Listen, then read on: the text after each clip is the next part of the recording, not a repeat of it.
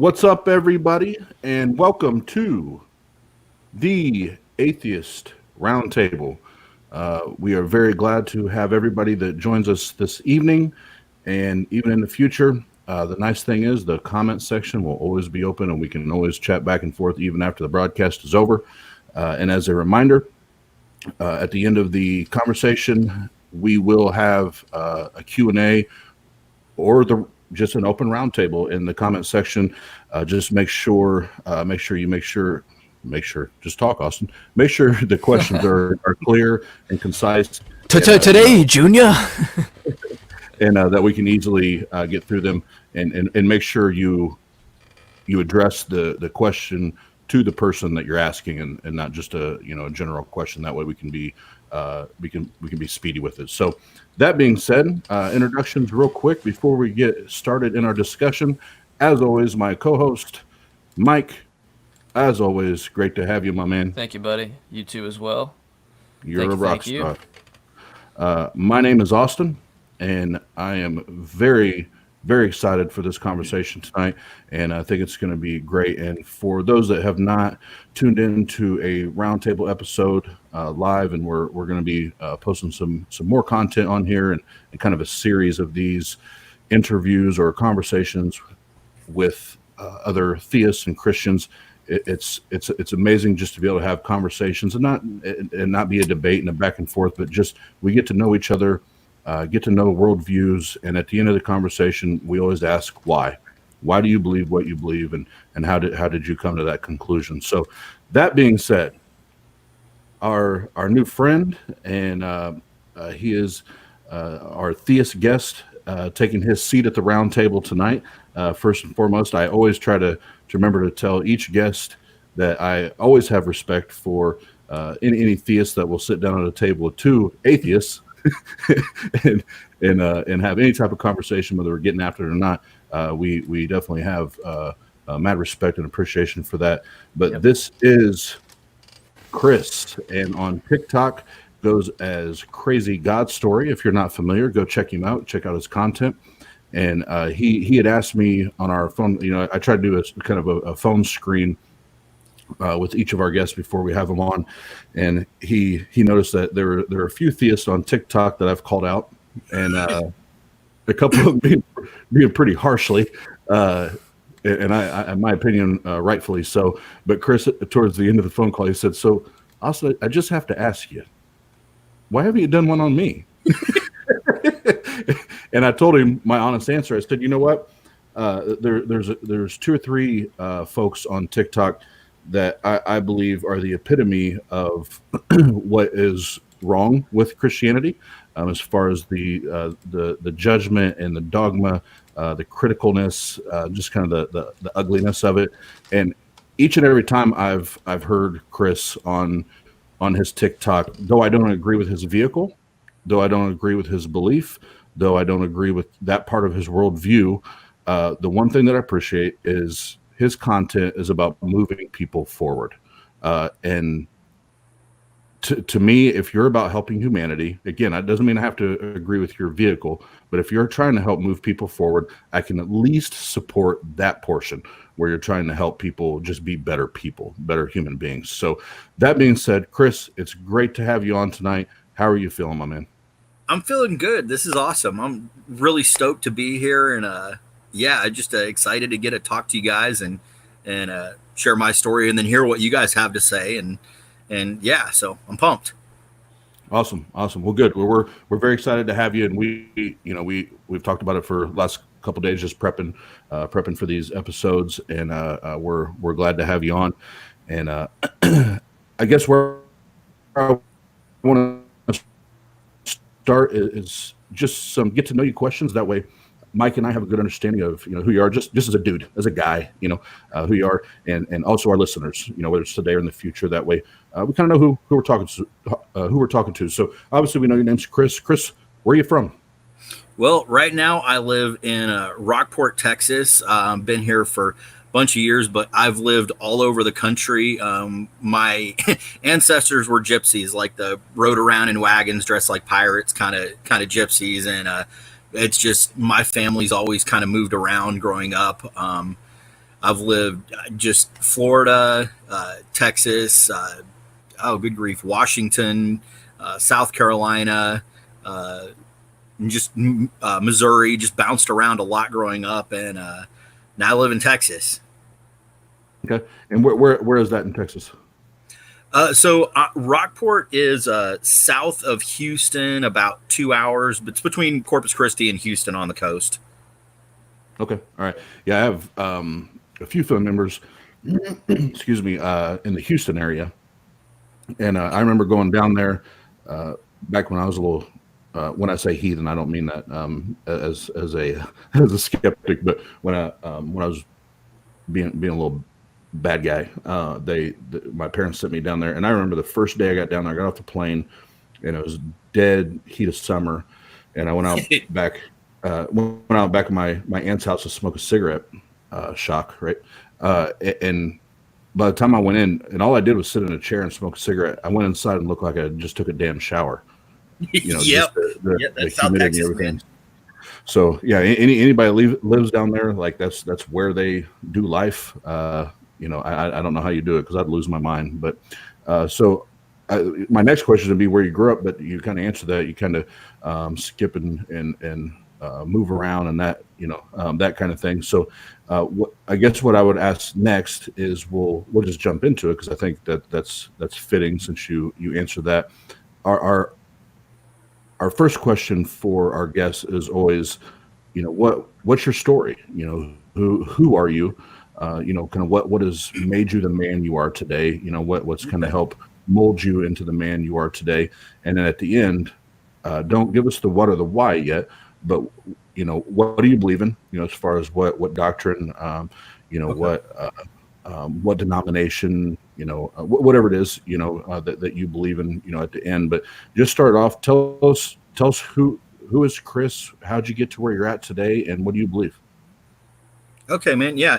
I guess, I mean, I'll give you the short answer because the long answer, we could be here for hours, you know. I mean, everybody's story, you know, I think everybody's got a good story and you can really just spend a lot of time talking. But I grew up, I call it a schizophrenic Christianity. It was just on again, off again. And, you know, I saw a lot of like good Christians and then bad Christians growing up, you know, people that were, you know, really wanted to model their life after Jesus. And then, you know, my family was not like that. It was, I don't know, just real crazy and just inconsistent. And we just moved around a lot. And, you know, we were in and out of church all the time. Sometimes we'd go to church all the time. Sometimes we didn't go at all. And, you know, when I was 18, I just looked at my mom and was like, why should I believe what you believe? Because there was no consistency. There was no correlation between, you know, my family's life, my mom and dad, and what the Bible says. It just was contradictory. And so, you know, I left and kind of, you know, spent the next, you know, little over a decade trying to figure out what I believed. And I met my wife in September of 1998. And about 3.5 months later, we got married. In December, and that was 21 years ago. We got 3 daughters, and we've been married for a little over 21 years now. And I got into mechanic work in 2002. It was something I always wanted to do. I started working at this shop that trained me how to be a mechanic, and then I've just been doing it for a long time. And I was, you know, mechanics have a reputation, kind of like lawyers and politicians, and it's earned. And I was one of those guys. I was like, man, if you had money and I saw you coming, man, and I thought I could get it, you know, I was not the mechanic you wanted to go to. You know, and I had this real twisted, like Robin Hood kind of view. I don't know, like if it was someone who was real poor, like I'd be nice to him. But yeah, I'd really jacked up, you know, ethics for a long time. And you know, I won't go really into the why and all that stuff right now, but you know, December 2008 is when, you know, I would say came to Christ and became a Christ follower at that point. And, my life just substantially radically changed at that point. A lot about me and, you know, a lot of my crazy God stories are about the things that have happened in my life since I started following Jesus. And, I'm not the same person that I was, I wasn't a good father or husband before that, and then since then, I've just made a lot of changes in that area, and for me, being a good father and a good husband is absolutely one of my top priorities in life. I One of the things that's always been real important. I have three girls, and I didn't want to be an absentee father. So when I started looking at what am I going to do for money and stuff, there's a lot of oil field work here, and so I've always tried to kind of work local because I didn't want to put in 78 hours a week. I wanted to be able to be involved with my kids and be there while they were growing up, and I'm grateful that I made that decision. As far as like my worldview or whatever, I'm a evangelical Christian. I do believe the Bible. I've had a lot of stuff with it that I've struggled through over the years where, I read stuff and I'm like, I don't always understand it, but I do believe in God. I've seen him be real in my life. And, I go to a Baptist church. I'm not a Baptist, but it's the church that I go to. So yeah. Does that kind of answer that for you? Yep. Give me one question. I'm gonna Definitely take some notes. But Mike, do you have anything there just off the top? Before we get into it, no. I mean that's designed more just kind of for you to lay the things out that you believe in before we can kind of pursue questions. That way we can kind of know what you are before. Like I said before the pre-show, when I was talking to you, I was like, I don't want to assume you're Catholic or something, right. and not be true. So it's, I think it's always good just to kind of have that out there, just to make sure we have kind of plant a flag there where everybody can kind of see it and know and have some substance to it. Awesome. Yeah, and Chris, I think just so I have an idea, because when you say evangelical, you're kind of speaking my language, okay. So to speak, when it comes to religion. So but I want to specify that the reason I said I want to specify because some people say that, and evangelical is one thing to them, it's another thing to me. Okay, I got you. So who, if I could pick your, other than the pastor that of your church, what or not what, who would be your two or three pastors or speakers that you go to listen to? Okay, so my favorite guy to listen to is this dude named John Corson. He's a pastor of a non-denominational church up in Oregon. It's him. I really like his son, Ben Corson. He's kind of like a modern day hipster, but they're good, solid Bible teachers. And Calvary Chapel pastors, I like a lot of them. It's a non-denominational church group. So okay, yep, I am familiar with Calvary Chapel. All right, and as far as music, because I know in the evangelical movement,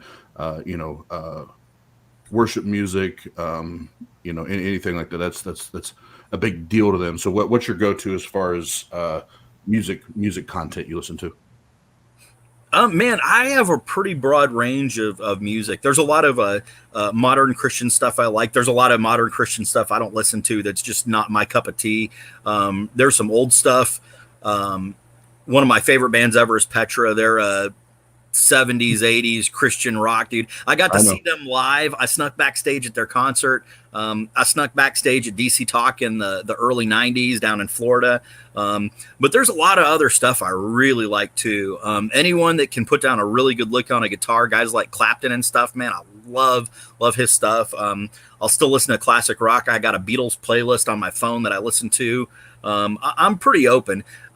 When stuff gets like real vulgar or profane, I don't like that.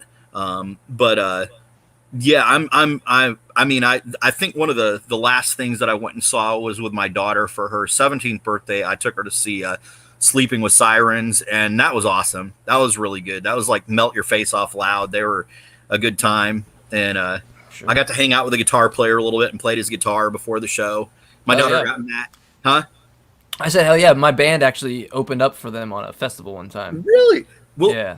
My daughter, it's one of her favorite bands, and so I got her tickets and I got her this VIP package. So we got in early and stuff, and so she went over by the stage so she could be close. And I'm like, I wasn't like, ooh, sleep, I mean, Yeah. whatever. But I'd gone to pick up her merch that was with that package, and the guitar player stand there, and so we were just talking about music and stuff, and we started talking about like Nirvana and Green Day and other, I like them. I'm actually going to see the with two of my kids the Hella Mega tour. It's Green Day, Weezer, and Fall Out Boy. If they are still doing it, who knows what's going to happen now? But I was playing with his guitar and stuff, and we're talking, and I tried to call my daughter over, and she ignored me, and then she got mad later because I didn't make it more clear that I'm like hanging out with one of the band members, so she got mad. But at the end of the night, he handed me his set list off of his speaker. So, oh, that's awesome. And awesome. She has that. So, but yeah, I have a pretty broad range. Mostly, I just play Christian stuff and a little bit of stuff I wrote, but yeah, if I don't know, if it gets real vulgar or profane, I really just don't get into it. But okay, no, that helps me, especially with the speakers, as far as what you're listening to, as far as direction and all that. So then the next question in this next segment we'll go into, and Mike, when he's done here, I want you to jump in and ask any questions that you have, and then when you're done, if I have one or two, I'll follow up. But the next part, Chris, is so you've had this journey to become the man you are today, as far as just manhood, fatherhood. You mentioned you're married, but how did you get to? So it's the how. How did you get to Christianity? How did you get to the Bible, God, and Jesus, and being evangelical? I'll assume, and you correct me if I'm wrong, I assume you believe in the crucifixion and the resurrection of the Christ. So that being said, how did you arrive there? Okay. Yeah, it's a really good question, man. So like I said, I grew up in what I call schizophrenic Christianity. And it just was on again, off again, and but one of the things, like, I can look back on my life through my whole life, and I feel like I had God just pulling me towards himself through my entire life. I'm going to take these off because the glare is wonky. It's bugging me. Sorry. But, I can look back and I just feel like God's been pulling me to himself my whole life. And growing up, I'd seen, my family, which was really just not a good example of when I look at Jesus. I don't see that reflected there. But I always saw like some Christians that when I looked at them, their life really lined up with Jesus. Like their life was really modeled after the Jesus that I see when I look in the Bible. And so when I left home at 18, I had no real interest in God or Christianity at that point. It had really left me scarred and really wounded. And so I spent the next couple of years, dating a lot of girls and doing a lot of, chemical stuff, and, smoked a lot of stuff, and just trying to figure life out and figure out what I believed. And I kind of, after I got married and stuff, I got into this pattern that I grew up with. And, we really do. I think our parents have a big influence on us, whether or not we see it. But, I kind of did what my parents did. We'd go to church sometimes for, periods. And I was really good at speaking like Christianese, at speaking Christian lingo and looking Christian, because it's what I grew up with. It's what I knew. There was things in my life that I didn't like I, just struggled with honesty. And I really struggled, as a mechanic. I wasn't honest. And I was real shady. And there was other stuff that I did that really hurt my marriage. And, I wanted to change. There was things in my life I really didn't like, real destructive stuff. And I think there's, most people, we've got stuff in our life that, we want to change. And there was stuff I wanted to change. And I'd go through these periods where I go to church and I, try really, really, really hard to change myself. And I'd try and stop certain patterns and behaviors. And I don't know, man, things would get hard and crazy. And I'd always kind of fall back into, self-destructive patterns. And so, I got to just this real low point, December 2008, where I just wanted a change. I was desperate for a change in my life. And I'd heard all these Christians growing up that said, hey, when, I surrendered my life to God and here's the change it made. And for me, it was, I'd seen people that really modeled Jesus that had come out of real radical backgrounds, like drug addicts and prostitutes and things like that had come out of that life. And they were like, Jesus was the only thing that did it. And so, I never said like the sinner's prayer. But I was sitting in my house, December 2008, and I just told God, hey, look, I'm going to give you my life. There's stuff in it that's a mess. And if you can fix me, then, and I don't remember my exact words, but basically I just kind of surrendered over to God, because I had nowhere else to go. And at that point, there was just a change in me. And the stuff that I'd never been able to really change before, just it changed. My whole thing with integrity and honesty, that was just different. And I started just reading the Bible. No one prompted me or told me to do that. I started praying. And then I left the job that I was at because it was a real shady shop. Like, it wasn't a good shop. Like, we had this dude that came in one time, and I did U-joints on his truck and replaced those. And my boss came to me about 2 weeks later, and he's like, hey, the guy you did the U-joints on, his truck's vibrating, and I think it's the brake shoes, but if it's the U-joints again, we're going to tell him it's something else and charge him for it. And it was that kind of thing. And previously I'd had no problems with doing stuff like that. But so I left that shop, and I was looking for a job, because when you support, as a dad and a husband, you got to support your family. And, a lot of my crazy God stories revolve around, I used to run a nonprofit mechanic company. And I won't go into like the long version. I don't know what kind of time we have, but basically there was just a lot of things that happened that really led me to believe that that's what I was supposed to do. I'll give just one short story from that. I felt like it's what I was supposed to do. My wife was on board with it. But I'm just sitting there going, there's no way, as a husband, I have to support my wife and my family. And I was just kind of like, if I'm supposed to do this, I really need like some kind of sign. I'm like, this is, just makes no sense. It's ridiculous. And so I had this guy that called me up. He's a pastor in town where I live. And he said, hey, I got this guy, his car's broke down. Can you go look at it? So I looked at his car, and he'd been out of work for a couple of months. And I looked at his car, and he'd thrown a rod in his engine, which meant his engine was trashed. It wasn't salvageable.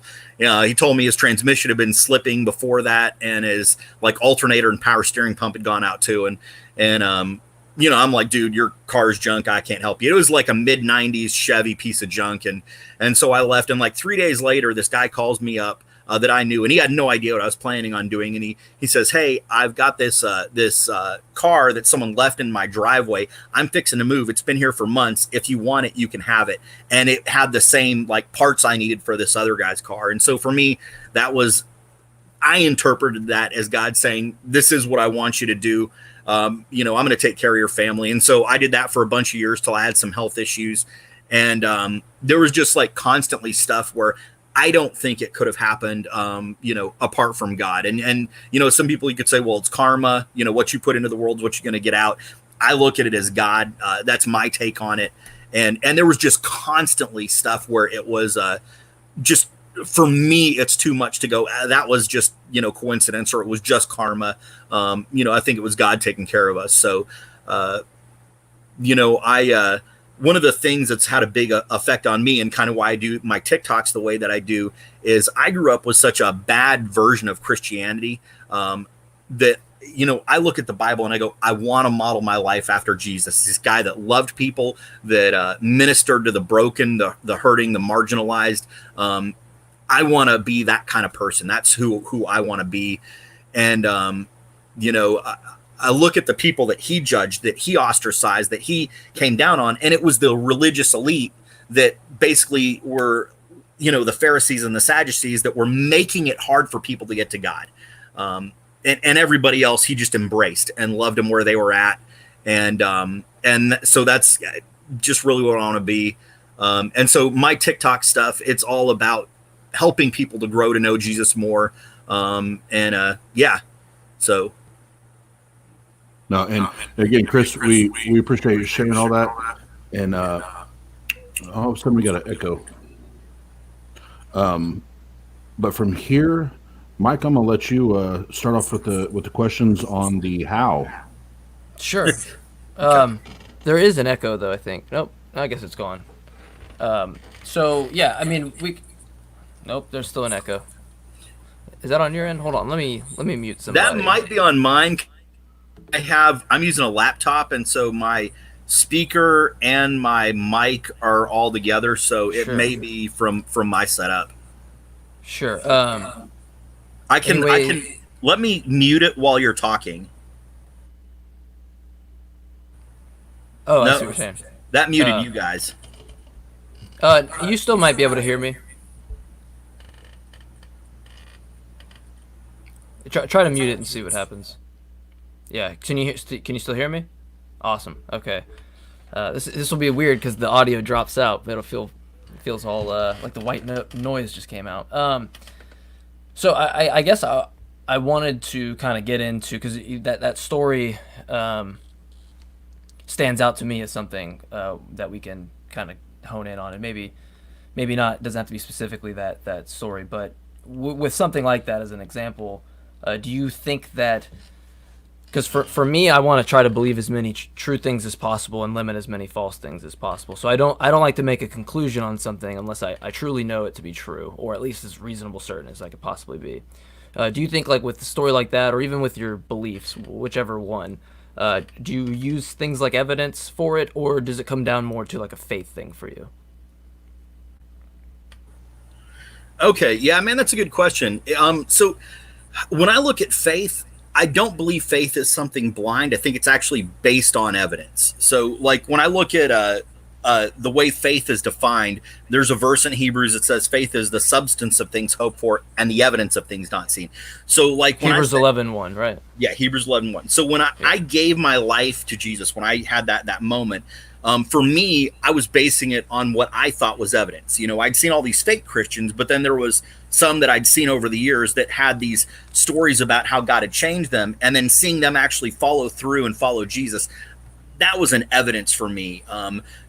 When I decided, hey, I'm going to start a nonprofit mechanic company and completely trust God with it, I asked him for evidence. I'm like, this doesn't make sense. This is an idiotic thing to do for me to work and never charge anybody. And there was a lot of little things in there. So there's more details than what I told you guys that I look at and I go, that's evidence. There's a verse in Ephesians that I read that really hit me. It says, let him who stole steal no more, but rather let him labor, working with his hands that which is good, so that he can have something to give to him who has need. Matthew 6:33, Jesus said, seek first the kingdom of God and its righteousness, and all these things will be added unto you. The big one for me that really hit me was that verse in Ephesians, let him who stole steal no more. When I sat my wife down, the most nerve-wracking thing I've ever done was to tell my wife, hey, I want to work for free. I sat her down and just said, hey, here's what I'm thinking about doing. Here's what God has on my heart to do. And she said, hold on a minute. She went and got her Bible and she goes, I want to read you something. And she read that verse in Ephesians that had already been speaking to me. And so for me, there was a lot of things that were evidence. And so, going forward, there's things like I'll feel God telling me to do or calling me to do. And I may not have evidence that this is what I'm supposed to do, but I can look in hindsight and go, this is the way I've seen God work, or I've seen God leading me before. So I'm looking at evidence from the past to base the things that I'm doing going forward, if that makes sense. Sure. So like with another religious claim, you would say what would separate the faith in that regard is that you're actually implying some form of evidence that would justify that. Do I have you right? Yeah, I think biblically, when I look at it, I don't think faith is supposed to be blind. I don't think it's supposed to be based on nothing. Awesome. I do believe that there should be some evidence, and sometimes it's not you have evidence of what you're looking at, but you have evidence of what you've seen that gives you hope and what you're moving towards. Sure. And what if for me as like a skeptic, what would you give a skeptic as your best evidence, like your best example of evidence? Man, here's the thing. There's a ton of things that I look at that's evidence. My life one is one thing that I look at as evidence. I've got this like the crazy God stories I have. They're all in this journal. I started keeping this in 2006, and just all that stuff comes out of this journal. A lot of that stuff I look at and go, it's just, to me, I look at it and I go, I don't see how that stuff could happen apart from God. When I look at archaeology and science, and this is a whole nother conversation. I'm not trying to delve into a whole big thing. But I think that there's science and archaeology that substantiate the Bible. There's a lot of stuff, and again, this would be a whole nother show. Yeah. But you would say that you wouldn't just require somebody to read just the Bible. Like you would say that they would be justified in looking for the evidence, or would you say it just stands alone on its own? I think we need to question. Here's the thing. I don't believe God is expecting us. When I look at the Bible, I don't see God expecting us to say, just believe in spite of evidence. Don't believe without evidence. I think skepticism is healthy. I've had a massive amount of skepticism in my life going forward, and I'm still skeptical at times. I go through hard things, and my skepticism still comes out. I still question God. I still have doubt. I'm not. Wait, ask your question again. I'm sorry. I had a.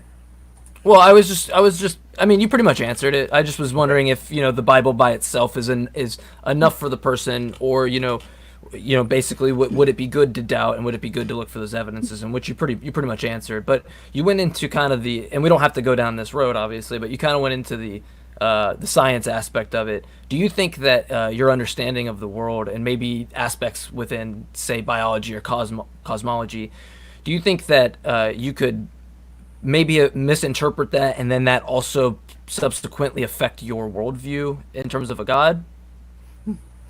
Okay, say that again, and so I'll put it a little more simply. Does your understanding of the world, say in like biology and cosmology and the things you understand about science, have an impact on your worldview in regards to God? Yeah, so I think there's a relationship there. Like, I look at what science says, and because I grew up really skeptical. Like, my parents made me skeptics towards Christianity. So you've got Christians who are saying, oh, the earth is 7,000 years old, and here's the origin of it. And I'm not, and even when I look at the Bible, I'm not going, I'm just going to take it. I take it at face value, but I've gone and I'm not prepared to get into a discussion on it or whatever, because I don't have all 100%. But, as I've researched it, I'm sitting there going, can I trust the Bible? And so I look at the things that the Bible says. And for me, it's not just, well, I see what it says, so I want to get evidence to support it. Gotcha. I get atheists that are coming at me, and different religions are saying, here's what we believe. You've got, how many, generations of scientists that are saying, here's where the world came from. And I've really had to question, how does that, reconcile with the Bible? And, it wasn't an easy thing for me to get to. I really had to look at it and go, what does the evidence say? When I look at science, I think it has a different thing than what you would say. I think the evidence points to a different thing than what you would say. Sure. But I was really looking for, I'm sitting there going, if science, if we can prove through science that this is wrong, then I have a problem with what I believe. But when I look at science, I go, okay, it substantiates this. Okay. So. Yeah, I mean that's a good answer. That's kind of what I wanted to get a basis for, of how the natural world kind of impacts your beliefs in regards to the supernatural and that understanding. So we can go more into those questions later if you have time. I don't want to take up too much of your time and Austin's time, so I want to split up into some questions. And any of these questions you don't feel comfortable about, it's fine. But I just want some questions about God. Specifically. Oh, good. So just questions that you might think you might be able to answer, or might be kind of out of order. And if you don't feel comfortable, because one of the questions is kind of touches on, it can touch on depending on where you go, a weird topic there. But I just want to just know from your perspective of what you would think. And Sure. And if I can interject on, let's save that for the why, because I think that more fits under the why than how he got to where he's at. Sure. Yeah, we can bring it up whenever. Yeah, and we can really, because that, to me, that's the, for these roundtable discussions, that's where the home run comes in for atheists and theists and everybody that's involved. So just a couple of things that and I'm a note taker, Chris. So if you see me looking down, I'm not paying attention. I'm taking notes. I'm doing the same thing. I got my idea right here. So okay. Yeah. So I found it very, very interesting, and it sounds like you and I had kind of two different experiences. As far as you said, I wanted to change, and in your own power, you couldn't do it. It took this relationship or this faith or whatever to impact that change, right? So, and then going back, you didn't become a Christian until 2008. Is that what you said? I want to make sure I'm right. December, yeah. Okay. December 2000. So for me, growing up in it, I don't know. I don't even know when you say I became a Christian. Like, I grew up in it. I don't even remember when that moment happened. But you said, and what is ironic or interesting or thought-provoking or whatever, if you do a case study on it, I'm the polar opposite of you. I could not make those life changes that you're talking about, as far as being a good man, an honest man, a hardworking man. Like, I did not actually become that until I started to separate myself from the dependency of a God. Okay. Because I was told that no matter what, you don't have to worry about tomorrow. And the Bible says it, don't worry about tomorrow, because you got today. And he's got tomorrow all taken care of. So it's an interesting study to hear you and I talk about it, because it's very, we read the same book, right? We studied, and I said, I have my Bible right here. Like, I still read it. Like, we read the same book, but we have very different interpretations of what that means. So the reason I say that is twofold. One, and if you haven't, I'm going to challenge you when we're done with this conversation. And I try to push any Christian or any theist, but I mostly talk to Christians and into this study. To if you just Google and YouTube and put in the search bar the religious impact on the human brain and the chemicals in the human brain, it will blow your mind.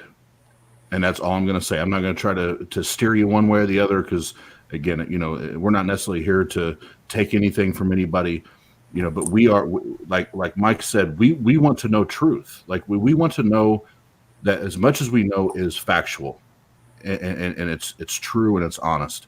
And I can tell you, if you go research all the studies that you're going to find on there on the impact religion has on the human brain and the chemical makeup, the first thing it does is it triggers the same reward center in the brain that drugs and specifically uppers, so cocaine, methamphetamines, even sex. It triggers the same reward center in your brain that those chemicals or that action, so that euphoria, right? It triggers the same thing.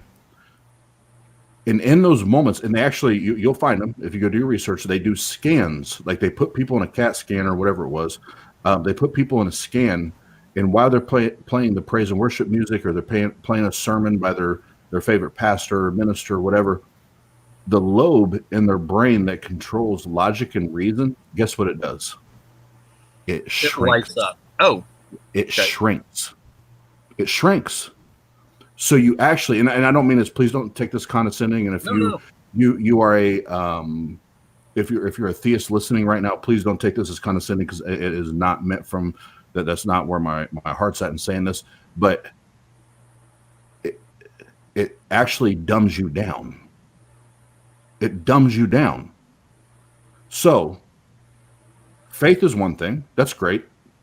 But then when we talk about actual brain chemical makeup, talking about psychology, things that we can actually measure and examine and watch and see and prove, this is what happens. And just like you, I grew up now just from talking to you and get an idea of, you know, who you're listening to, the music you listen to. My version of evangelical is like cult compared to what you what you deem evangelical.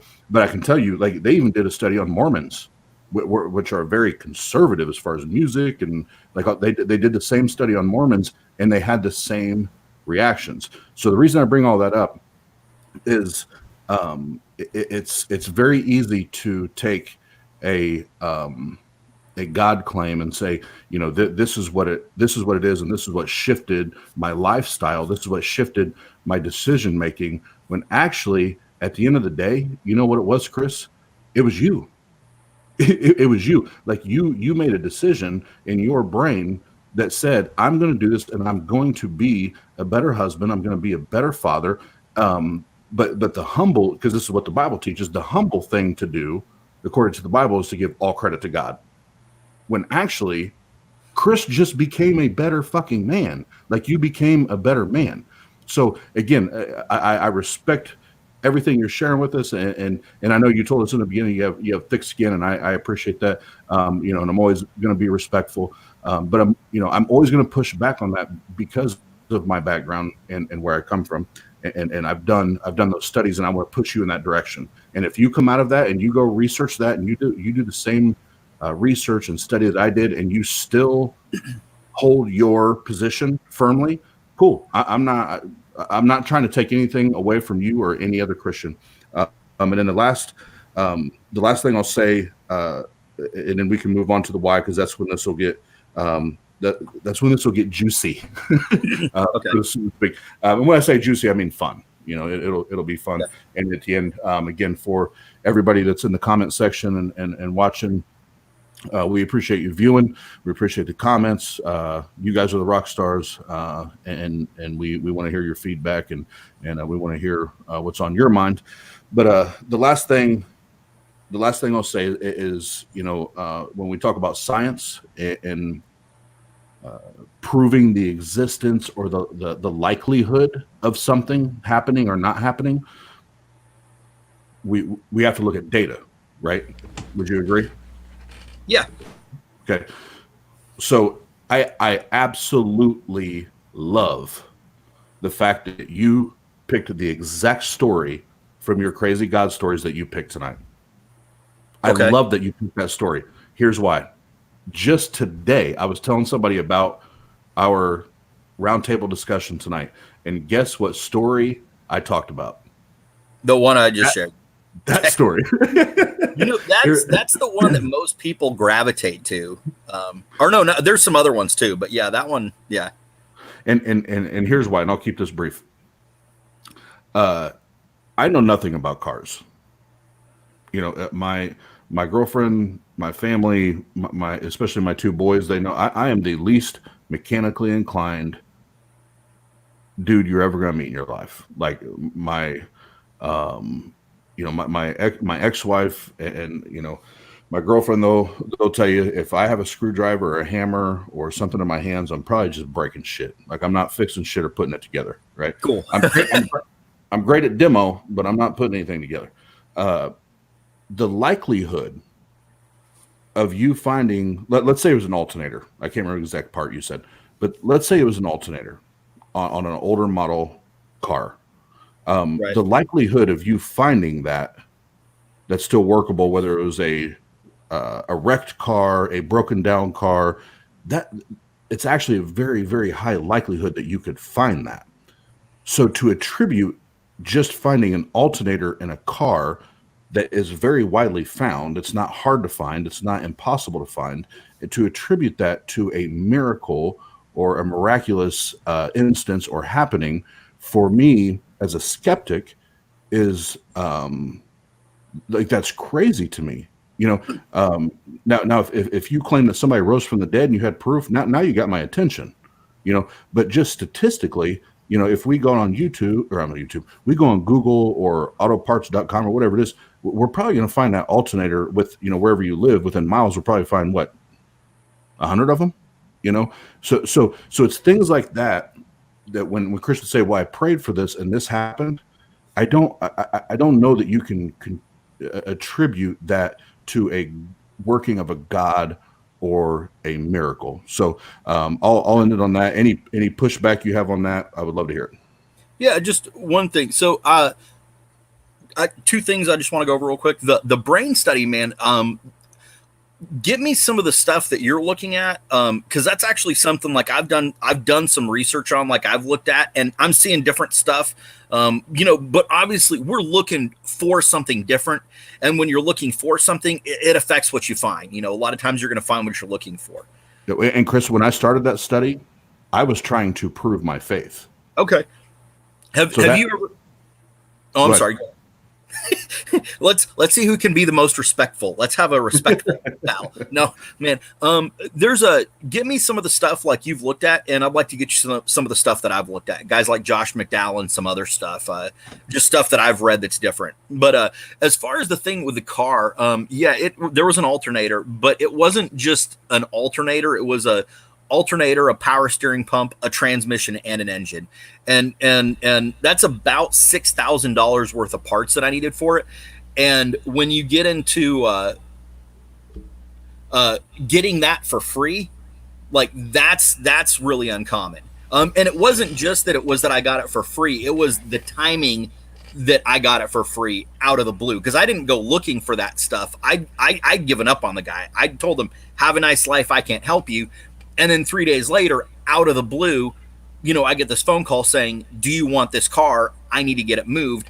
And it wasn't just one thing. It was, a couple $1,000 worth of real specific parts that I needed. So, sure. Do you think? So, I want to ask this question. Then, Mike, if you have anything, if not, we'll move on to the why. So along those lines, then, and this is recent, like within the last 30 days for me. Okay. So I had a beautiful apartment downtown Fort Wayne, and I paid lots of money for that apartment.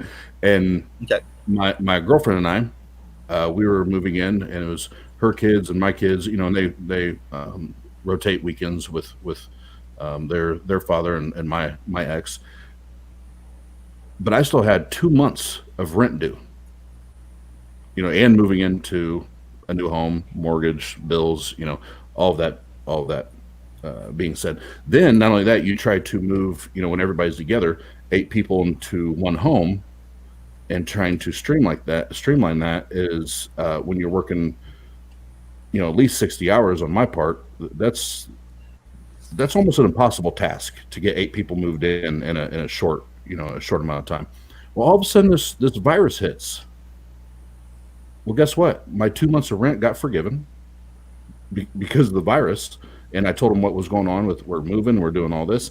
And not only that, we get the whole house moved in, we get the kids moved in, and when I share that, like with my example, my brother, the pastor, was like, oh man, that's God. But what was it? Was it God or was it the virus? Because the virus is what shut down the economy.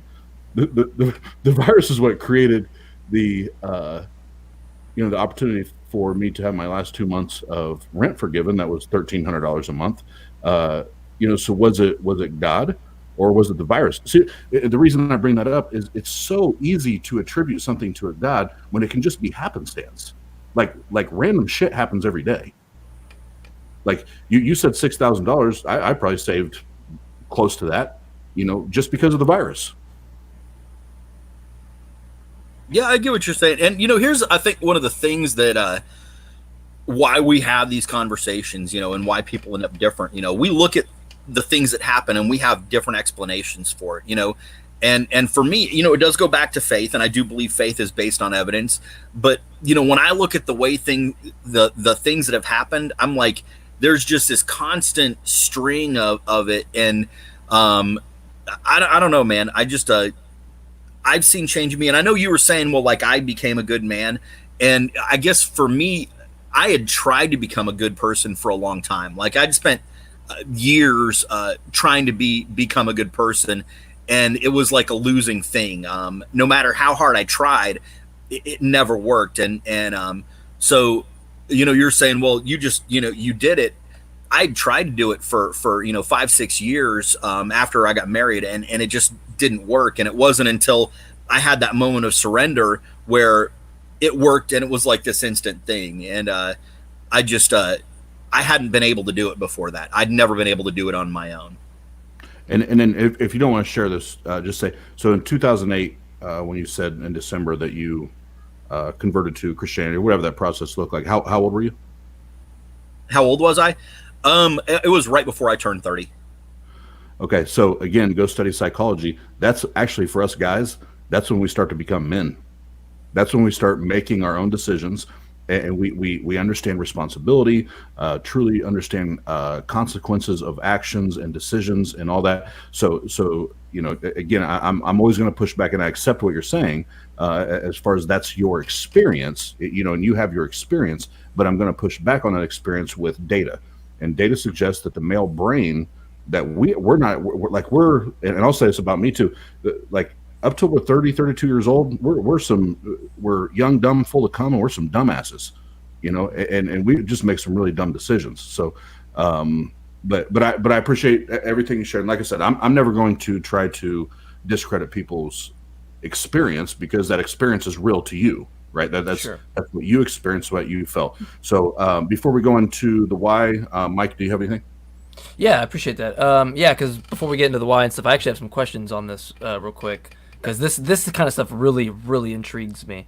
Do you think that it would be impossible for there to be a naturalistic explanation for those events? Like, or are you under the basis of it's most likely this? Okay, so I'll say this. I absolutely do believe it was God. Like, I'm convinced beyond persuasion of that. Well, one of the things that I always try and be careful of is dealing in absolutes. Like, I think when you say, hey, I agree. When someone says, like, I've seen a lot of people that are like, I will never do XYZ, and 5 seconds later you are doing XYZ to the umpteenth power. Yeah. But for me, like, I'm convinced that, this stuff was God. But, I look at you guys, and you guys are saying, here's other explanations. And I think people are going to have other explanations for anything and everything. I'm convinced that this is, Sure. I'm not more so, because this is kind of the same thing with me in the resurrection. So I'm not trying to explain your experience. I don't think wasn't there. There's no possible way I could do that and be justified to even try to. Same with kind of like with the resurrection, and I think they're tangible here. So I think that instead of trying to pin down what this explanation could have been, I'm more so interested in your willingness to suspend your conviction necessarily, but to maybe say, okay, this is what I'm convinced on.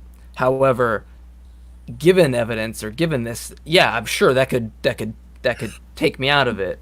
But when you say I can't be swayed, that sends a red flag for me, because I'm wondering where you're at. Okay, so are you saying? Let me see if I understand this. Are you asking if I'm willing to entertain skepticism? Basically, say, is there another possibility with this stuff? Is that kind of sure? We can go with that. Yeah. So one of the things that I've constantly done, like I won't go into a lot of detail, but like I've been through some hard stuff, and it's constantly made me look at this stuff and go, is this happening for another reason? Okay. And that's something like I've wrestled with, because like, I mean, when you look at suffering, when you look at third world countries, I mean, like, I have faith in God. I believe what the Bible says, but then you see stuff and you're like, I mean, I struggle with stuff. I struggle with looking at the some of the events that have happened in my life, and it makes me question, and it makes me doubt. But then I always look back and I go, the things that I've seen God do, I'm like, I fall back on this, and I don't always understand, but I've seen enough of what I say is God to go, the things that I don't understand, I can trust God in. But yeah, man, as far as saying, is can I look at this stuff and go, there's another explanation? I've had that question before. Sure. I guess I'm asking if you're at the present moment, if you're turned off on that idea entirely. Is there any bit, like any part, like even if it was 0.0001% that's left open for a natural explanation? Man, I'm kind of at the point where I'm convinced that this stuff was God. But I get what you're saying and where you're coming from. I would just say I don't agree with that. That's really possible. Sure. Would you not? And this is, I guess, my last question. And you told me you had thick skin, so I really do not want to offend you with this. But no, you are absolutely not going to offend me, bud. Okay. Would you not think it's somewhat of a personal incredulity fallacy to, if you don't know what the explanation is, to side with something that is, I can't think of anything else?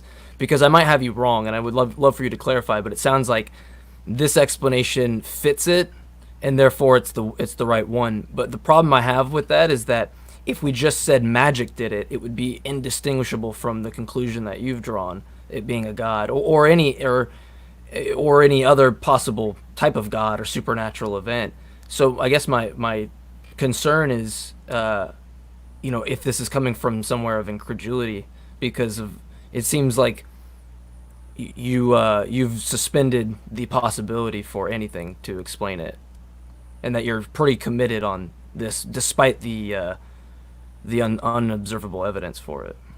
Well, and I guess that's for me. I look at it, I go, I think there's observable. I can't talk. I'm speaking in tongues. I almost did the same thing. I was like, unobservable.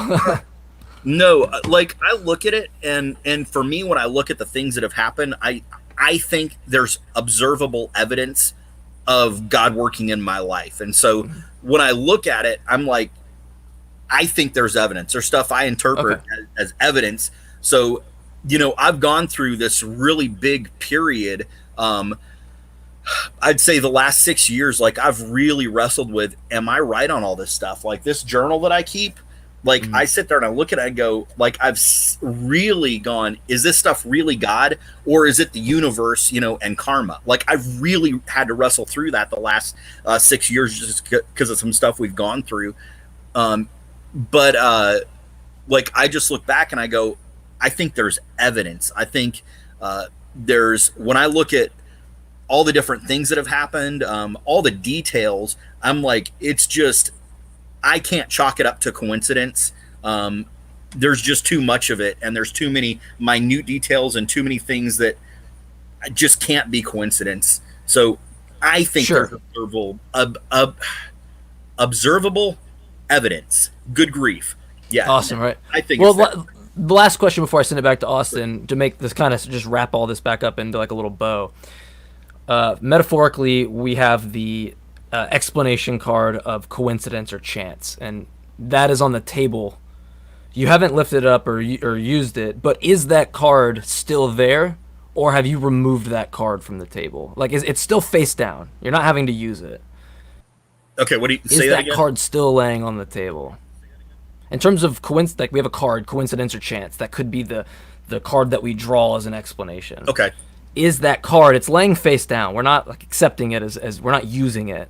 But is that card, are you pushing that card off the table, or are you leaving that card somewhere on the side of the table somewhere? I guess is what I'm trying to get at. So a conversation I was having with another guy on TikTok, he's an atheist, Michael, and he's got like 7 or 8 numbers after his name.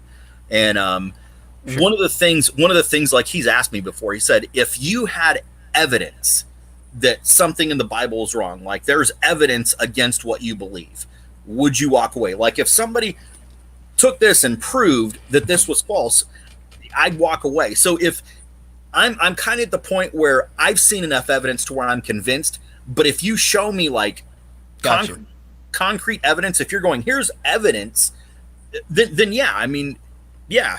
Okay, that's respectable. That's 100% respectable. I just didn't want to like paint a picture of you and be like, you're unwilling to listen to something and that not be true. So I think that's an absolutely honest and perfect position. And I don't think that you're necessarily in a position of incredulity unless you were just unwilling to actually look at the potential information.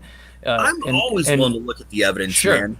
Well, and you drew a line when you said, I don't want to talk in absolutes. And I think that is a key point in that conversation that is consistent with what you're saying. We might have different conclusions, or I think it comes down to standards of evidence at that point. But I think that that's a consistent kind of process to have, since you kind of basically told me you're not in a position of Cartesian truth or anything like that. But I'm going to pass it. Cartesian truth, just like basically absolute truth, just there's no doubt, essentially. But I think that you specifying that you don't deal in those absolutes is consistent with what you're saying. So. I'd say just one quick thing. I would say I'm at a point where there's things I have no doubt about, where I'm convinced on. But again, I would go back to, if you're saying here is absolute evidence and you can prove something, then I have to, reevaluate what I believe. But awesome. As I've looked at evidence, I'm like, I'm just, anyways. Sure. Yeah. That's what I'm saying. That comes down to our standards of evidence, and then how we interpret that. And then from that point, I think we're on a straight line the whole way through. I think at that point, that's where me and you kind of split off, is what we take the evidence as, and then how we apply that to the conclusion and whatnot. But anyway, Pasta, send that back to you. We can get into the why and Pasta. I'm sorry, I just saw his name in the comments. Oh, he's over Austin. there. Yeah, Austin. I really enjoy some of his videos. They're hysterical, man. Yeah. He's the reason for the season in terms of this even being a show. So we'll send that back to Austin, and he can throw in the why there. Yep. So I'm going to share this verse and a simple word definition. Then we'll go into the why. So one thing that I hear commonly from Christians, and you, I don't even know if you realize that you threw it out there, and I wrote it down because because I love when I hear it, because I'm like, oh yeah. But they what I step in. They go to Romans 8 and they say, I am persuaded that this or this is real, or this is fact. And some people say, I am persuaded, I am convinced, whatever, but it comes from Romans 8, I think it's 38 and 39, where Paul's talking about neither life nor death can take me, yada, yada, yada, right? Nothing can separate us from the love of God. Yeah. No created. So here's the problem with that verse, is I'm now going to pull up the definition of persuasion. Oh, why did my phone do that, Rose? Technology. It was God. No, I'm just kidding. Sorry. Oh, where'd it go? Oh, come on, phone. You can do it. Technical difficulties here on the Atheist Roundtable. We'll be right back after these short messages. All right, so here we go. It pulled it up.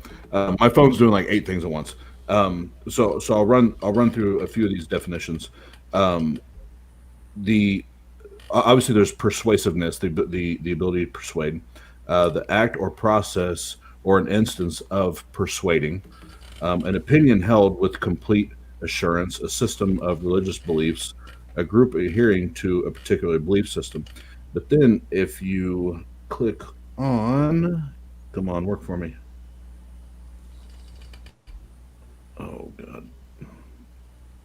All right, for time's sake, so this is what I'm gonna tell you, Chris. For time's sake, because I don't want to waste too much time. So persuasion is a an effective tool by magicians, by salesmen.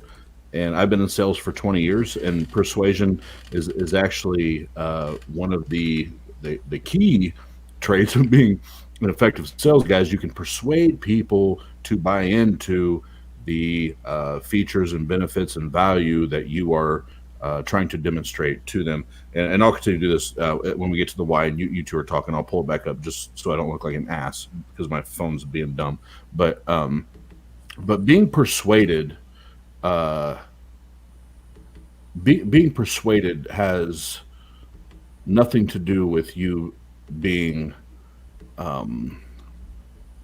factually based, and that those are two different things. Like, I can be persuaded just like you are now. I was persuaded at one point that God was real and Jesus was real, and then as soon as I went and I started, I took away the persuasion and somebody else's input or whatever. But I started reading the Bible without God goggles on, so I call it, and so does Matt Dillahunty. And I just started reading it, and I noticed that there's talking snakes and donkeys and bushes that catch on fire and talk, and they do all those things. I'm no longer persuaded that shit's real. Because that was only persuasion would get you to believe that. Because what, and I'll just ask them, we'll move on to the why. Chris, yes or no? Have you ever heard a talk snake, a donkey, or a talk snake? Have you ever heard a snake talk, a donkey talk, or a bush catch on fire and talk to you? No. Okay. So it would take persuasion for you to believe that, right? Yes. Okay. So we'll come back to that because that'll play into the why, and I'll get these phones. I'll close out the other apps, and we'll talk more about persuasion, because persuasion does go right into the why, which is why I did that. But the last question, and we have about a good half hour here for us to discuss the why, which is exactly what I wanted. So to present the question, so Chris, we talked about your life story. What got you to where you're at, and you are a Bible-believing evangelical Christian, and your convictions are grounded and held within the biblical faith. So now, why? What has convinced you? Why do you believe that the God of the Bible is the way and the only way? Why do I believe that a donkey talked and a burning bush talked to a crazy dude out in the desert? That that kind of stuff. Yeah. Well, first, so can we hit on the persuasion thing a little bit? Can we talk about that? Can you hear me? Yeah, sorry, I had to unmute. So yeah, okay. we can if you want, real quick. I was trying to dig this. My whole browser shut down, so I'm trying to pull it all back up. Oh, okay. So let me ask you. So you're saying that persuasion can only? I just want to make sure I'm understanding or not misunderstanding. Are you saying that if someone's persuaded, the only way you can be persuaded is if you're deceived? No. That's not what I'm saying at all. No. So, do you think it's possible for someone to be persuaded by evidence? Absolutely, you can be persuaded by actual evidence. But if somebody, and that's why I brought that story up before I get my browser back going here, it would take more than persuasion for me to believe that a snake and a donkey talk. That's where I was trying to go. He's kind of saying, like, you could be persuaded by your own thoughts, but it doesn't make it true. I got you. Okay, so the why. So why do I believe what I believe? Why am I a Christian and not a Buddhist, an atheist, whatever, right? Yeah, I mean, more or less. Okay. So here's one of the big things for me. One of the core things of Christianity for me, like I really wanted change in my life, and I had seen, and I know we've talked about this a little bit, and but I'd seen people that had been, just delivered out of stuff or had their life changed, and so there was kind of like that foundation, but I just totally had a brain fart. I'm sorry. Oh my gosh. We were in persuasion. Don't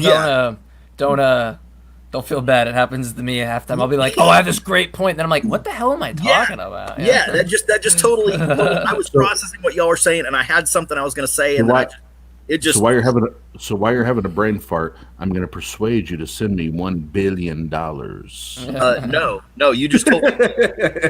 I will send you Monopoly money. I will write you a rubber check. It'll be fake. It'll be like one of those scammers that wants to, anyways.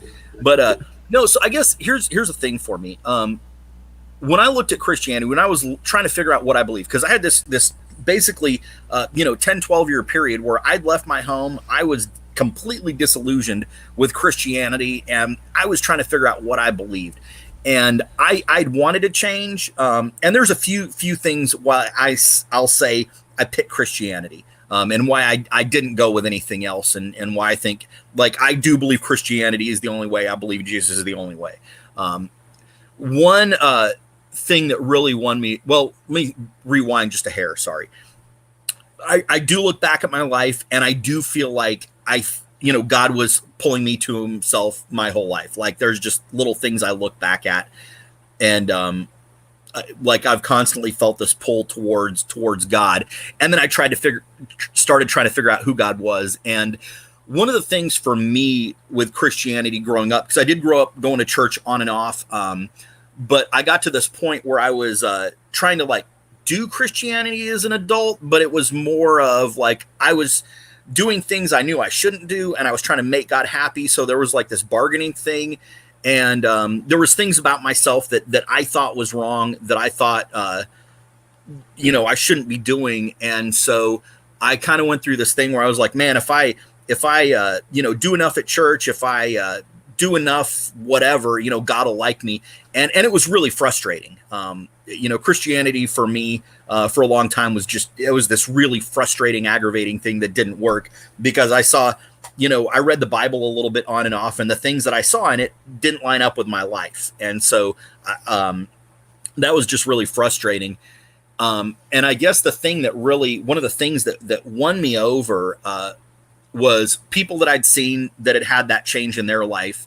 And then when I looked at every religion, what I kept seeing in every religion I looked at was, you got to make the guy in the sky happy, or the universe happy, or the multitude of gods. It's about making them happy. And when I started looking at what Jesus said, it was, you don't have to be good enough. You don't have to try and make me happy. I'm going to make the change in you because you can't do it on your own. And that's where that kind of met me where I was at.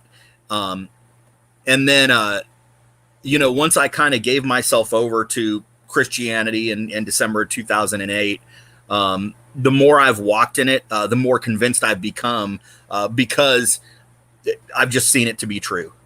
The more I look at it. And then, I've had, like I said, some skepticism, where, I've had questions about, can the things that are in this really be true? And so the more I look at science and archaeology, I'm like, okay, I think science and archaeology substantiate the Bible and the things that it says. There's things, I'm not picking my nose, everybody. I got an itch right here on my mustache. So, but, the more I look at it, I think it's true. Go ahead and pick your nose. Just go ahead and pick your nose. I was like, you're talking to the guy with the biggest mustache on TikTok, so you don't gotta worry about it. No. And Jesus is actually at the round table to forgive you. Okay, good. I'm glad. Actually, I was thinking, I'm expecting him to bust out with a lightsaber at some point or something, some Jedi Knight robes or something. But, here's the thing it really comes down to for me. One of the big things is like, there's things that I've seen where I'm like, I really believe it's God, and it's caused me to step out in faith, where I'm not looking at going, I see evidence about what's going to happen, but I can look back at the things that I think I've seen God do, where I think I've seen God work, where that's the way I'm looking at it, going, I'm going to keep living by what I see in the Bible. And the more I do that, the more evidence God gives me, the more he keeps showing me that he's real. And so that's just been a huge part of it. It's really a big, it's faith. And it's, like I said, I think it's based on evidence, but he keeps giving me more evidence the more I step out in faith. Sure. Do you think that starting with that belief with God and then applying it would be some kind of circular reasoning, though? Okay, wait, say that again. Or restate it, or do you think that looking back on it and trying to figure it out as God doing this rather than knowing, and having verified evidence that it was him, do you think that that's not circular reasoning? So, I'm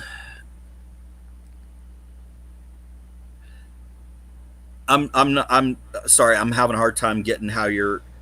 So it sounds like, I could be wrong, but it sounds like you're kind of starting with these things, and then you look back and you're like applying, well, how did God do this to my life? But it sounds like it's kind of starting with the belief in a God and then working from there, rather than saying, hey, here's this event, and then being like, oh yeah, that was, verifiably God, and here's why. Okay, so I would, I don't know. I'm going to try and answer that. I don't know if I'm going to give you the best answer.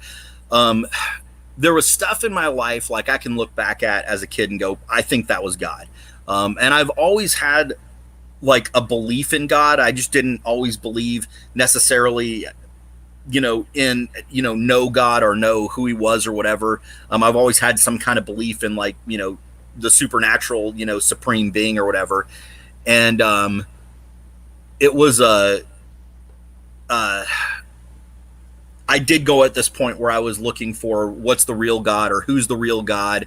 And, it may be circular logic. I don't know. It really, for me, one of the things that convinced me was just seeing people that I thought were real Christians and the way God worked in their life. And that kind of convinced me to step out in faith and say, I'm going to trust that God. I'm not going to trust the God that my parents said they believed in. I want to trust the God that these people that I think they look like Jesus, I want to trust that God. And Sure. So I don't, does that kind of answer what you're asking? Or It does. It kind of raises a little bit of concern in terms of how you're applying the conclusion to necessarily follow, because so I'm just kind of curious on. I mean, it sounds like you could be taking this from external of other people's situations, but wouldn't this have to be necessarily, like, Revelation would have to necessarily be first person? Well, okay, so you're saying like God would have to reveal himself to me in the first person. Well, I'm not saying have to, but wouldn't it be more wise, or wouldn't the conclusion be more justified if this was being verifiably applied to you, as opposed to, say, looking back at this situation that happened, that must have been God, or looking at these people and going, well, how they're doing it seems like it's God. It sounds like it's not really like this verifiable thing that's happening to you outright. I see what you're saying. So here's, I would say no. And here's what I'd look at. If,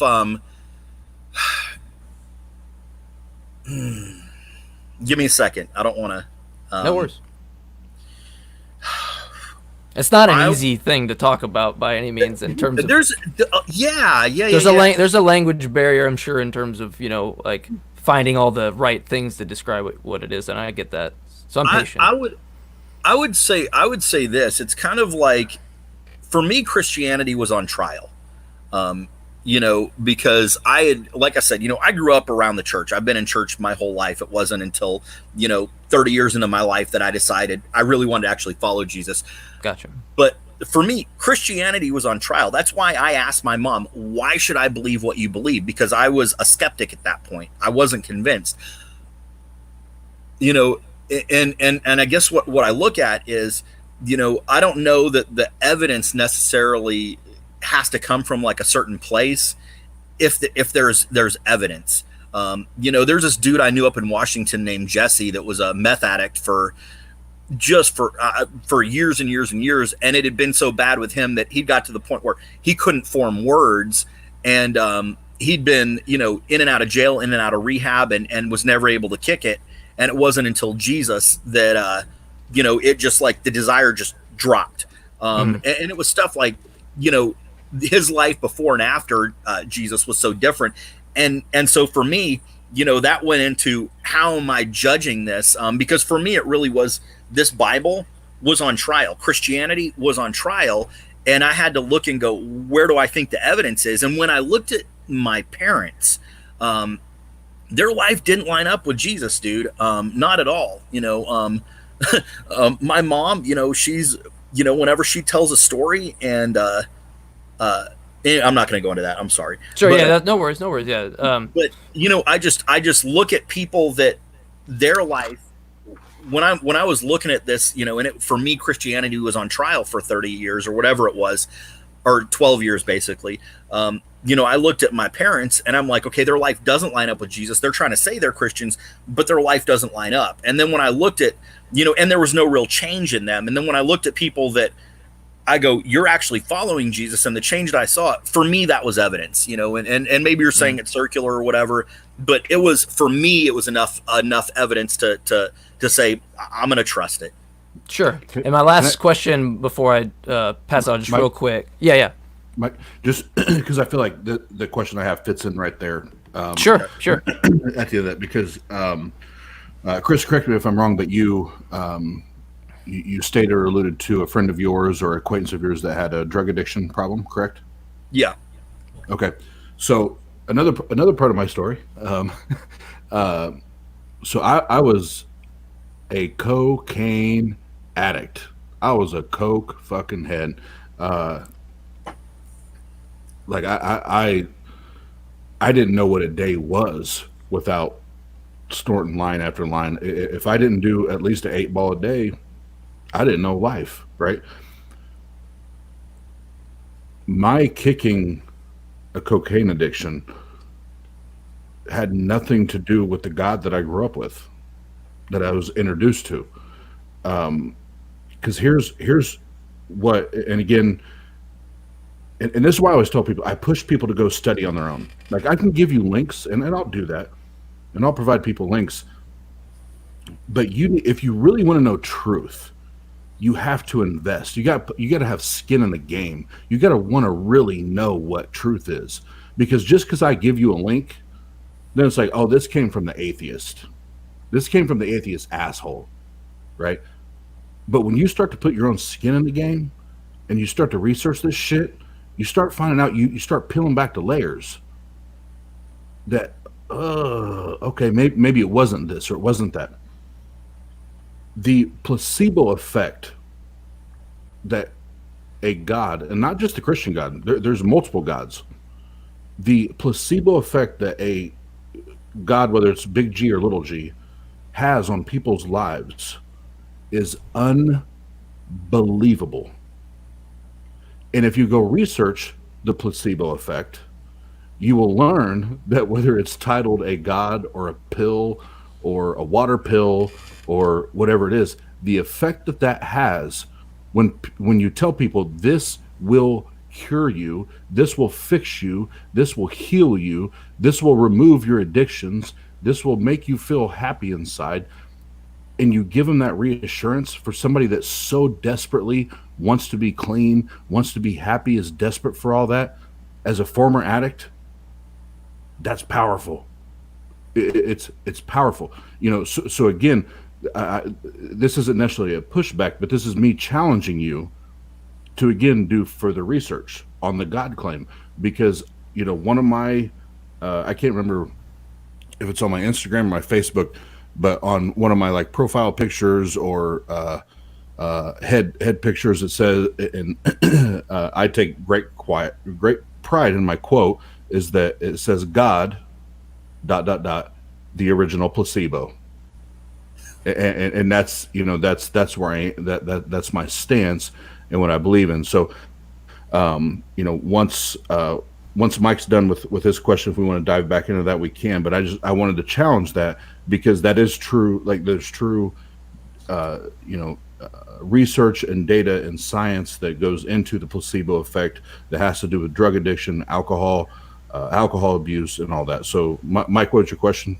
Oh yeah, it's just the last question in terms of what we were talking about with that, and then we can. I have questions that people have asked me to ask you. We could do that. We could do that at the end. Some of the questions that they sent me don't really apply because they're not claims that you're making. I could find a couple. There's like 2 that I really like. We could go into that at the end, possibly, if you have time. If not, not too worried about it. But the main question I wanted to ask you was, given what you said about when we talked about like the reasoning and the evidence, and then looking at other people and all that, would it, and I don't want to be offensive, but would it, do you think that if someone applied that to any other type of belief, do you think that might raise a red flag for you? What do you mean?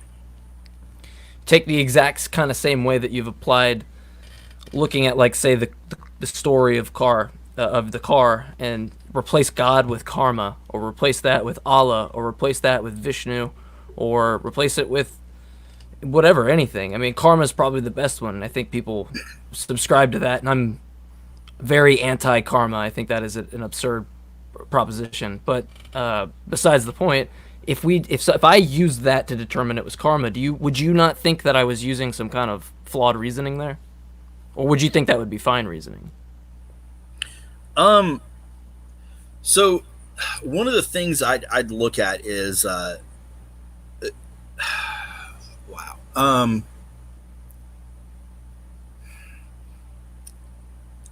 So one of the things like I've never seen, like I've seen, okay, so when you look at Malcolm X, okay, the dude he's got his own conversion story.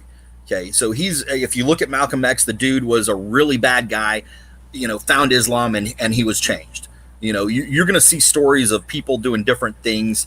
But one of the things like I've seen in Christianity, like when I had this thing on trial and I was looking at different religions, I didn't see anything that held up the way that Christianity does. I didn't see anything else where the stories were as consistent as I did when I looked at people that like I look at and go, these guys are actually following Jesus. Now, when you look at people like my parents that say they're following Jesus and they're really not, that's when you start to see like everything fall apart. And that's why, like, I think, when you look at Christians, you're looking at some people going, hey, these guys I like what they're doing. And then these other people, and it's like, they don't line up with what they're saying. And sure. Wouldn't you think that's also kind of fallacious? Because are you familiar with the no true Scotsman fallacy?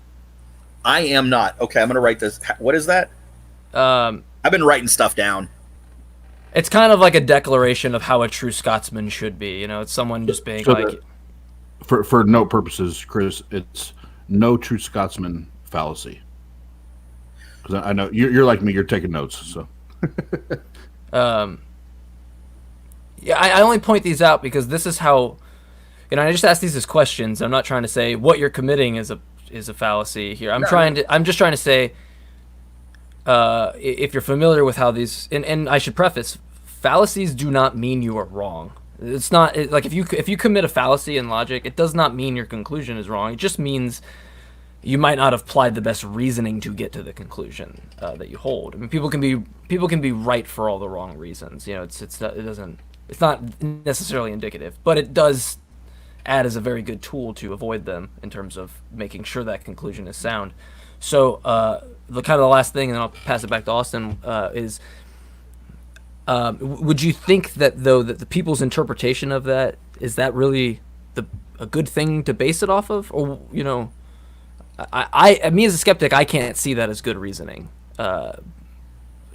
Here's, I guess, one of the things like for me that really is, we're going to use the word persuasive, but is persuasive for me is when I'm looking at evidence. Like I want evidence. I have a really analytical mind. Like if you're ever talking to me and you use sarcasm and your tone isn't dripping with it, I don't get sarcasm. I don't pick up on it. So if you say something that's supposed to be sarcastic, like my wife and kids and the people I work with make fun of me. People will be saying things that are sarcastic and I'm going, that's the stupidest thing I've ever heard. I just don't realize they're being sarcastic because my brain is so just analytical. I've been a mechanic for a long time. It's the way I'm wired. And so when I look at stuff, and I start looking at the Bible, I'm like, I can find evidence to support the stuff that I believe. And I've never seen that in other religions. When you start looking at like supernatural claims and things like that, I think there's evidence to start substantiating a lot of the supernatural things that the Bible says. So sure. There's just it goes back to, I have this faith that I think is based on evidence. And I can't find that in any other religion or belief system. The only other thing I've seen where it's really trying to base it on evidence, where you're really trying to say, we're going to base what we believe on evidence or science, is atheism and evolution. And I mean, I disagree with the science, but there's definitely, this logic where atheists are saying, atheism is just a null position, right? Oh, yeah, absolutely. Yeah. So I just want to make sure, because I'm an atheist. I don't make any affirmative claims, so I don't want to have that misconstrued, because I think that's one of the things that is a generalization about atheism as well. But no, I mean, I see what you're saying. If I was you, I guess my last thing I passed off, it's not really a question. my takeaway from that is that you might have exhausted all the other religions that you've looked into. I would say, considering I spend too much time looking at other religions, and it probably shouldn't be, Islam's probably the weakest one that I've looked into in terms of my knowledge on it. I don't think there's anything to be said you would have complete supreme knowledge, and I would implore you just to kind of look into whether or not that is a good reason to believe what you believe, and rather the evidence on its own being verifiable and you said that it is for you. I think that's where we split on that, because I don't see what this is. I asked in our earlier question, what is the prime example, but and I don't mean to offend by any means. I still believe the conversation a little bit kind of unable to find out what that is. Try asking it again. I may have not quite understood what you were. Yeah, earlier I just wanted to know what would be the best evidence you have. Whether it be a prophecy or what it might be that we could verify as true, and we could go, wow, that lends some credit to what you're saying. Okay. Oh, okay. So stuff that would substantiate the Bible itself. Like if I'm looking at the stuff in the Bible, what would substantiate it? Sure, and maybe Austin's questions are on that. I don't want to take up his time and all that. So maybe if Austin has a question on that, we can get into. I'll hit on that. Let me do this. Let me say what I've seen as evidence, and going into, we could go into I would say on another show if you guys want to write down the evidence, because that's like a whole show, a whole conversation. It's a loaded question, and that's why it's like I don't want to unfairly say you don't have evidence, you haven't presented it. I just I would love to have. I guess that's a better way how you said it. I would love to have a conversation where we could hone in on what that is. Okay, so here's some of the things I'd say. I think some of the miraculous things that are in the Bible. I think there's archaeological stuff that kind of substantiate some of that stuff. When you look at the story of Jericho, some of the things that we've uncovered with archaeology really establishes the story of Jericho, the walls, the way they came down. When you look at the Red Sea crossing, there's stuff we can look at where we're seeing, we found this chariot graveyard in the Red Sea, that would, because of the way that the wheels were, the type of wheels and stuff, I've seen, it's got to be, around that time period. I would look at the resurrection, and this is one we're going to disagree on. I think there's evidence for the resurrection. When I look at, the story of creation, when I look at, biology and different sciences and stuff, I think there's a substantial amount more evidence to establish what the Bible says about creation than what evolution says about creation. Sure. I would love to have that conversation with you, because biology and evolution is kind of my bread and butter. And you'll that stuff I've looked at, but when I look at the evidence and stuff like that, and then just other things, prophetic stuff about, specific things about Jesus, I'm like, it just it just substantiates it. Sure. For me, I think when going into the book of Daniel, he goes into this 70-week prophecy, and he gives a really specific time frame about a certain event happening, where there was going to be a specific proclamation, that when that proclamation went out, there was going to be a set number of days until the Messiah rode into Jerusalem. It was really, really specific. If you study the 70-week prophecy of Daniel, it's that, and I think it was 409. I don't remember the exact time, but Chris, yeah. If you give me 500 years of predicted future happenings, I can make sure they happen. And that's one thing, when you start looking at probability and stuff, when you start looking at the probability of the specific prophecies about Jesus that happened, where we can go, this is about Jesus, you're talking tens of trillions to the tens of trillionth power of some of this stuff coming to fruition and happening the way that it did. Chris, we've had people we've had people write and rewrite these books and have 500 years in advance notice. What do you mean write and rewrite these books? The different all the different scribes and rewritings, and it's been written and rewritten and copied. That's a huge fallacy. It hasn't been changed. We actually have evidence. Like, there's overwhelming evidence that the Bible hasn't been changed over the centuries. Like, I mean, there's like, I'm curious on what original you would be using to compare that to. What do you mean? We don't have the originals, so how would you would know that? No, but we've got, we don't have the originals, but we've got stuff that goes back to like the 2nd century. And when we look at, the stuff we have from the 2nd century, Chris, and we have literally in the New Testament, there are scriptures that are added after the fact. Like what?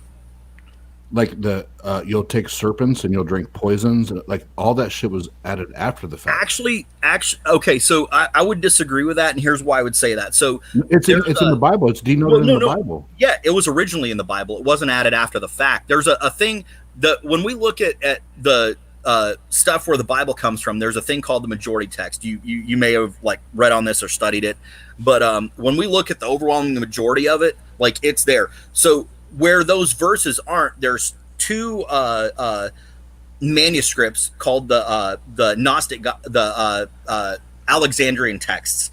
They're the only ones we have where that's not. And there was some like parts of that when we found that were missing. But when you look at 99.99% of what we have, those verses are there.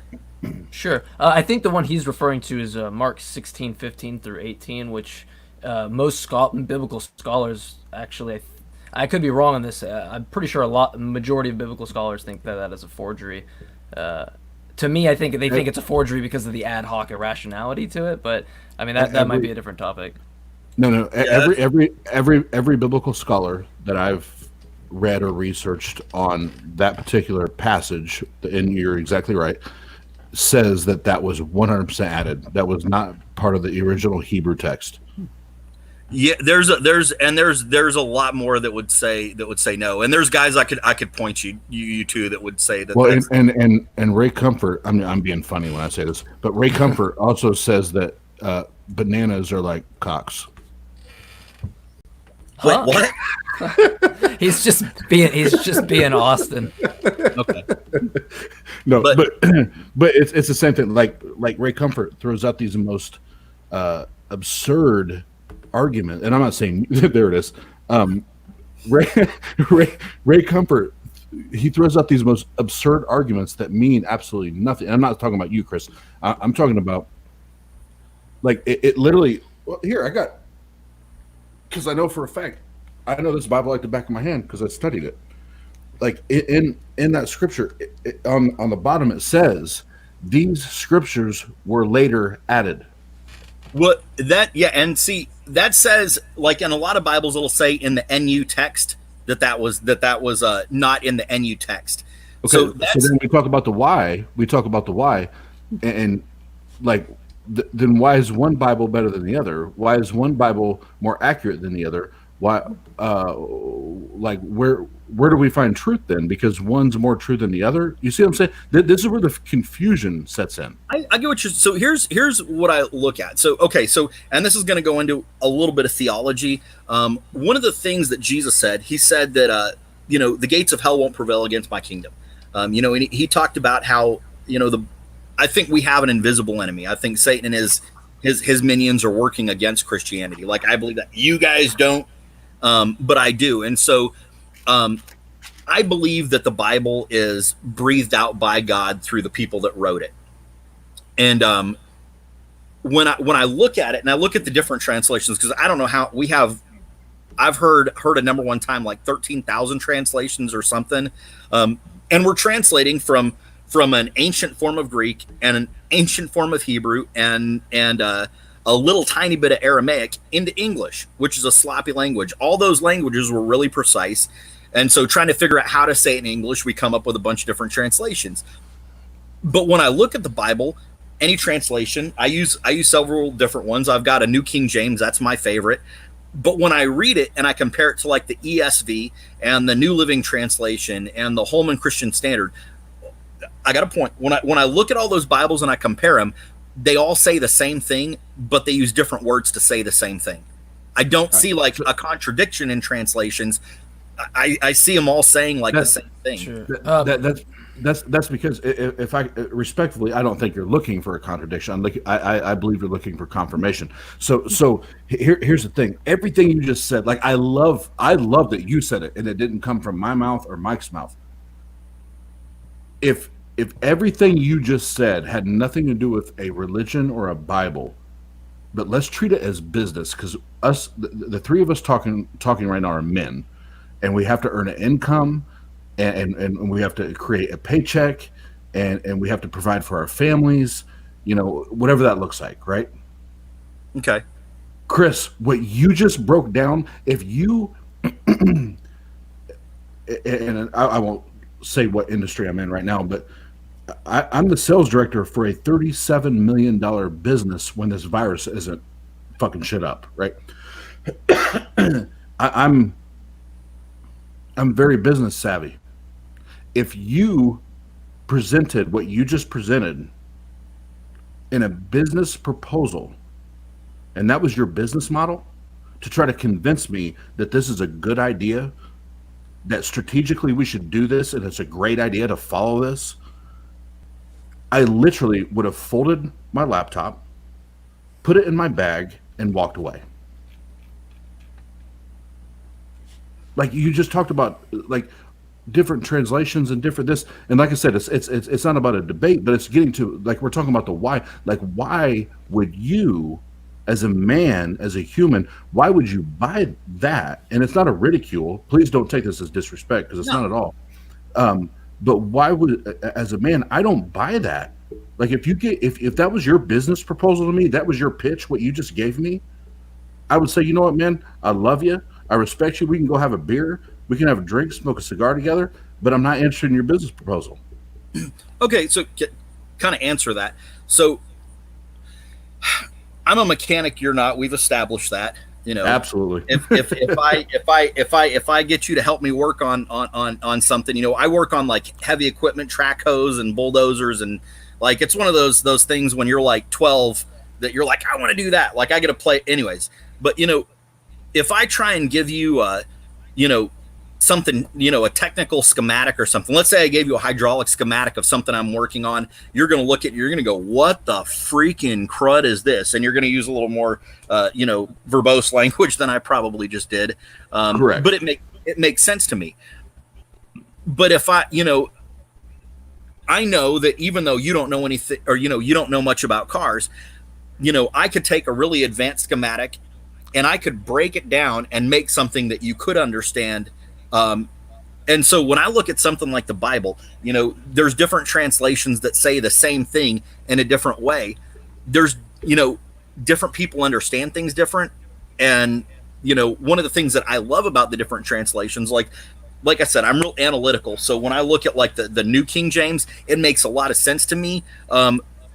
It's harder for some people to read. And so some people, you get like a New Living Translation that's more simple language that's easier for some people to read, but it still says the same thing. And here's one of the things, like, and again, this is something that you will disagree with. But I believe that when I'm reading this thing, I believe that God opens my understanding to it. You're familiar with, the different teachings on the Holy Spirit and stuff. I believe that the Holy Spirit that lives inside of me, God who lives inside of me, opens my understanding. So even if I have, a different translation than someone else, I believe that God is able to speak truth to me through it, because he's God. And this goes back to one of the things you said, you're a businessman. If I come to you with that kind of proposal, you're going to think I'm a terrible businessman and throw it out. And this goes back to one of those, there's a passage that talks about how the wisdom of God to people who don't believe him, it's going to sound like foolishness. And so there's a lot of things, like when I started doing a nonprofit mechanic company for a living, there were even people in the church that thought I was an idiot. There were people that ridiculed me. There were other Christians that were like, you're a friggin' moron. How are you going to support your family? So yeah, that's kind of how I would, So Chris, Sure. let's go back. Just last one, and Mike, I'll let you get it. Yeah, no, I just wanted to chime on the 16:9-20 thing. Okay, yeah, this is my last one. I'll back out, and then we can do Q&A. And then anybody wants to do after party, we Sure. can do an after party. Sure. But yeah. Chris, this is a very, very, I think for everybody, whether they're, listening now or view later. Chris, let's just go back. Supposedly, Christ died and came back, 2,000 years ago, right? Yep. Okay. So let's say either via text or verbal communication, whatever it was, you can claim it. I don't care. But let's say we're playing the telephone game for 2,000 years. Do you believe right now in 2020, the three of us are having this conversation, that you're getting absolute truth? That you're actually hearing what happened to this man that we don't even know if it was a man or it was multiple people, whether it was mythology. But do you actually believe that 2,000 years later, the telephone game worked and we got 100% factually what happened to that man, and that he is God in the flesh? So I would answer that by saying calling it the telephone game is not trying to be mean or anything. I'd say that's a really bad characterization of it. It's true. I and not picking my nose again. Yeah, again, that's something I would substantially disagree with, because when this is one of those things I looked at and said, can we really trust the Bible? Like, again, for me, Christianity went on trial. Like, I was like, can I really believe this thing? And when I started looking at the historical veracity of how we got the Bible, I look at the written record of how we got it and how it was transmitted, and it's not something where it was like orally transmitted for forever. There's a really small part of the Old Testament that was passed down through oral tradition. Almost everything we have. I mean, when we're looking at just talking about the New Testament, I'm like, this stuff was written down by eyewitnesses in the first century that saw it firsthand. And then when we have, we've got stuff that goes back to the second century where we still have what they wrote, and like when a pastor does his, writes his sermon down, we have pastors from the second century and the first century that were copying the Bible. And when we look at that, we're seeing this massive agreement. I can't characterize it as a game of telephone, because when we look at what was written in the second century, and then we look at the manuscripts from the 5th, 6th, 7th, 8th, 12th, 14th century, it's all in agreement. In a sense. Yep. So I'll stop here. Mike, it's all you. I'm sorry. No, you're fine. I just wanted to point out that it was, and I'm going to sound like the atheist asshole right now, but you're not. The Bible and the representation up to the quote unquote supposed crucifixion and resurrection of Jesus Christ is 100% a telephone game. And there's so many hundreds of years that separate the authors that you cannot, and whether it's Chris or Doug or Mark or whoever the hell is talking, like it is the adult version of the telephone game. And we could talk about that on a different, Sure. on a different conversation. But Mike, I know you had a couple before we. Oh, well, no, I just wanted to point out just the Mark part, because I thought it was relevant to the conversation we're talking about. Its, about its reliability. So Mark, I just forgot. Mark 16:9-20. If you want to write those down, look into those, because nearly every biblical scholar agrees that those are forgeries. Because it's not about the translation. So there's an error here in terms of how we're looking at this. In Mark, what happened is how we determine it's at least how biblical scholars have determined that this is a forgery, is their claim is that it is not in the way that Mark writes. And you can, if you read the Bible and you can see a difference in it. And then once you get into the actual historical evidence, which you brought up, we actually find that it's dated around 250 AD. So we're now, several centuries, or a few centuries removed from the event, which doesn't say the whole Bible's false. It's just this just goes to show that if that's true, and this is supposed to be, inerrant, and that you said you take it from God and stuff, for the sake of the argument, we know that this doesn't come from that God. This is after the fact. We're pretty confident in that. So I would just, I guess not like a question, I don't want to go into debate, but I would say look into Mark 16:9 through 20 and really look at what biblical scholars have to say about that. And then, I would try to see if what else, beyond that, it can be as reliable as you think it I'd say is. Let's another time, let's talk about some of just the, like, this stuff, because this is really like a big topic. Sure. There's some stuff I'd like to show you guys on, the record and how we got the Bible. And that's not stuff there, like, I've just got like at hand at this moment. But, it's something where saying the telephone game, I think there's evidence, like really well documented historical evidence to like completely, just say that the telephone game is a bad characterization. But that's something we'd have, like, yeah. I think we could use that example, though, if we do go into that at some point, to show that if I asked you to tell me what the third question I asked you tonight, you would not be able to do it. Oh, no, not at all. I wrote a bunch of stuff down, but yeah, Yeah, so, and I think that's more or less what he's trying to say, is that if we take this at a very small gap, there's 40 years. If we just look at it at its smallest base, there's a 40-year gap. And then you take into effect life expectancy, and then even if we just give that for the sake of the argument, we have a bunch of, young disciples kind of following Jesus, and it doesn't really add up at that point. But even if it's an oral thing, I've heard a lot of arguments in the regard of that, they were trained to be, fluent in these things. But the problem is that everything that they pretty much did in the past is primitive to the ways that we do things now, and we have. I mean, it's no fault to them. We've had the time to develop and look at what works and what doesn't work, and that was one of the things. If it worked, we would still be doing that, but we don't. We don't rely on that. It's not how it kind of goes against how our brains work, and just biology, or neurology. But I don't want to harp on that or anything. If you have anything you want to add to that, or if Austin wants to go into that, or I can ask the two questions that was. I had a bunch of questions, but I can ask the two questions that I kind of honed in on. So Mike, before you go to the question, I want to say one more time, and I've seen it on the comment section, and I even just posted on there. Chris, you're fucking awesome, dude. Like, you're an awesome dude, man. We appreciate you coming on. And this has been a great conversation, and we want you to come back on, and we can dig a little deeper into some of those other subjects. But the roundtable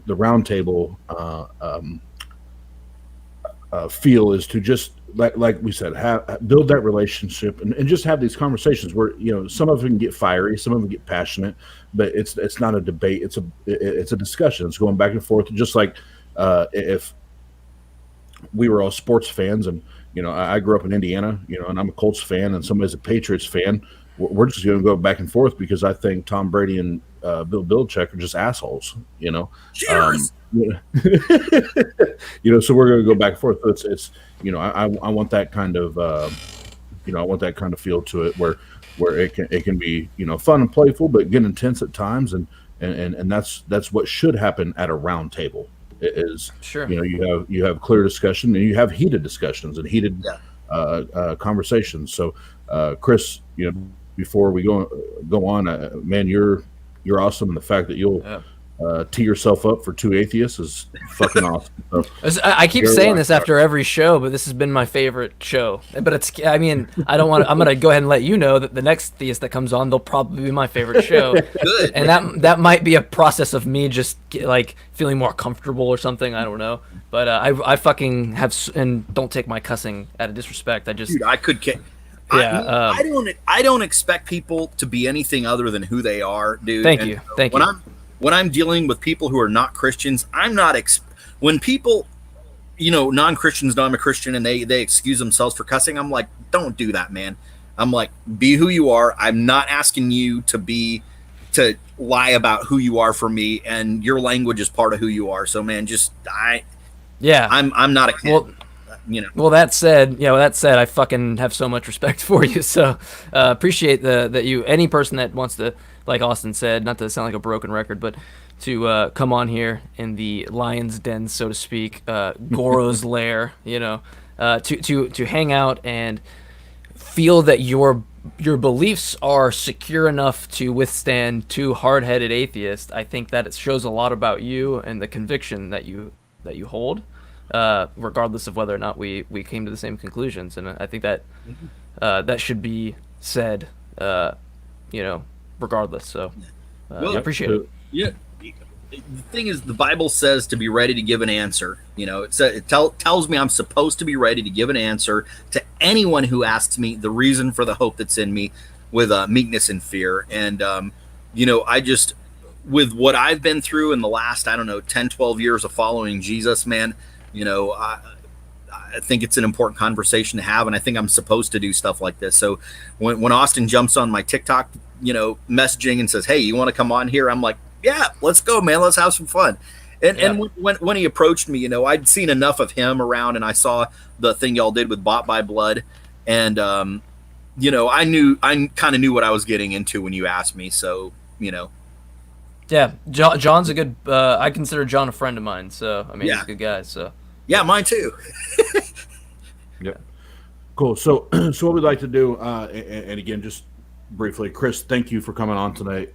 We 100% appreciate it, and you taking time away from the wife, from the kids, your normal life, to get on here with a couple crazy ass atheists and chop it up. And if you're on TikTok, his logo's on the screen right now. Chris's tag is Crazy God Story, and go check him out, listen to him, get a feel for his content, and I'll tell you right now, I got his tagline memorized: Crazy God Story. Crazy God Story. So yeah. I got his tagline memorized, but Crazy God Story. So that being said, we have about a dozen or a little more, a little less in the chat room. We'll take a couple minutes here for people to file in some questions. Now is time for Q&A. So if you have questions for Chris, Mike, myself, go ahead and shoot rapid fire. Just make sure you direct it towards one person. That way we know who should answer and who should field the question. But now's your time, or forever hold your mother in peace. Yeah, and please ask questions. Every time I'm on TikTok or I do a live, I'll have 20 people on a stream, and I'll ask them, and I'll get one question. Don't be afraid. Just ask a question. If your question is stupid, I'll just tell you it's stupid, and then you won't ask it again, so it won't matter. Don't be scared. We can start with the two questions that I got on TikTok if you guys want to start with that, unless we already have one. Yep, nothing's popped up yet, so just what's the question? Who's it for? It was for Chris. I wanted to get the exact question, so let me make sure. Okay. Do you think you could be happy in heaven for eternity if some of your loved ones aren't there with you, knowing that they're suffering in hell? So that's something I think I've thought about before. I think, and here's the reason why. It talks about in Revelation at the end how God's going to wipe away, the people that are in heaven. He's going to wipe away every tear from their eye. There's going to be no more death or suffering or sorrow. And I don't know what we're going to know. I know that there were some guys that had tried to trap Jesus. They said, "Hey, this dude, he's married to this woman, and he dies." And they had a weird culture back then. Like if you died, your wife would go to your next youngest brother, and so on and so forth, to keep like the lineage going or something.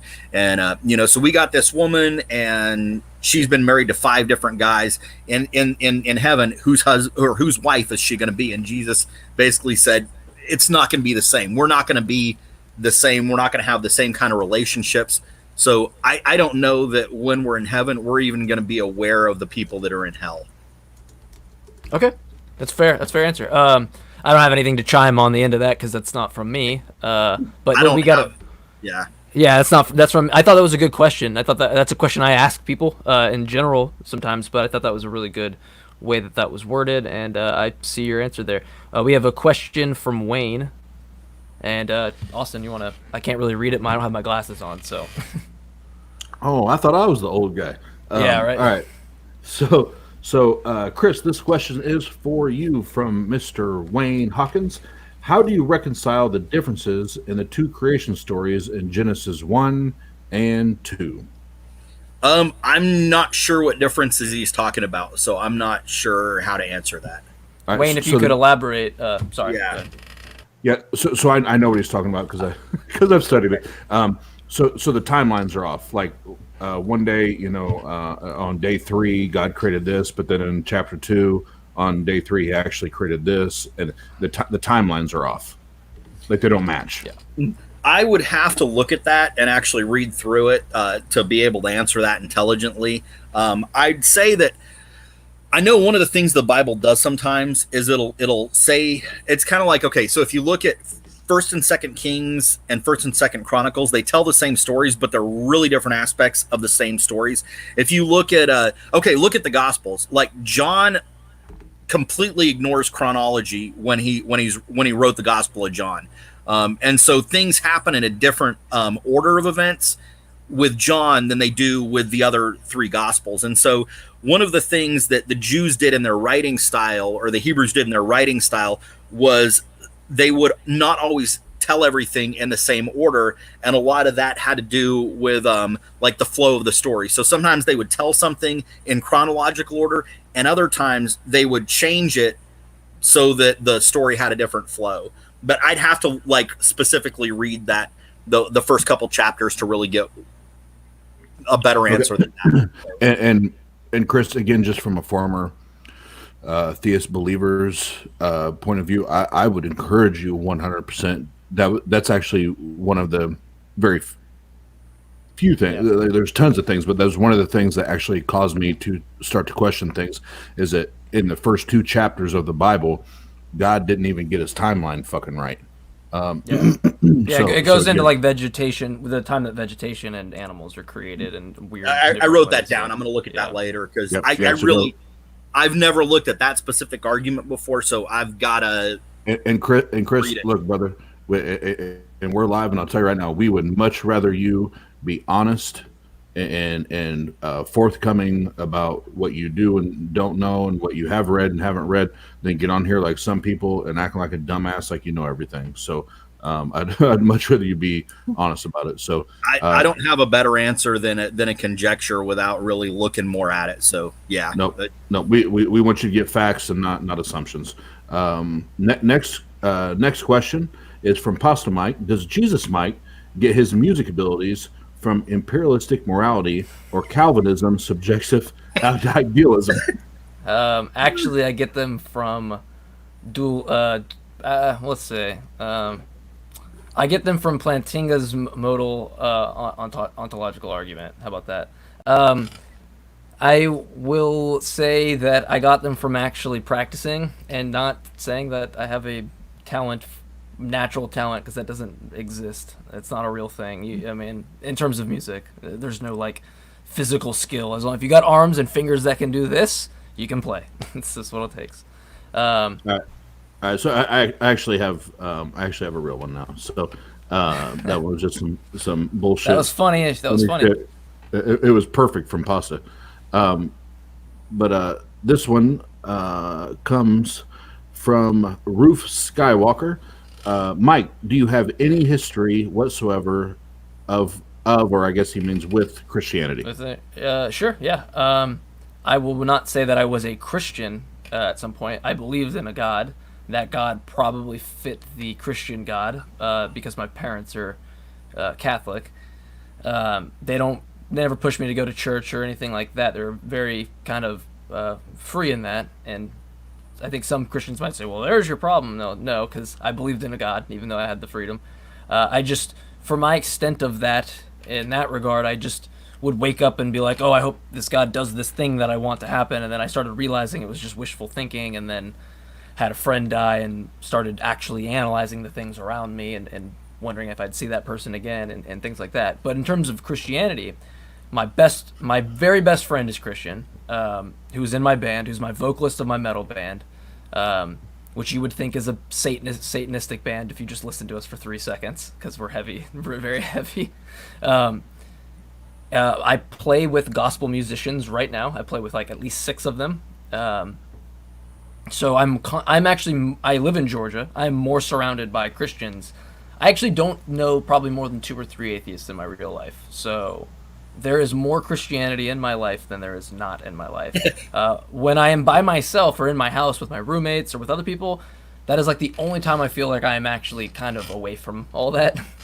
But my family or anything, they don't bring that up. My mom believes in God, and she's in that, but you know, it's nothing.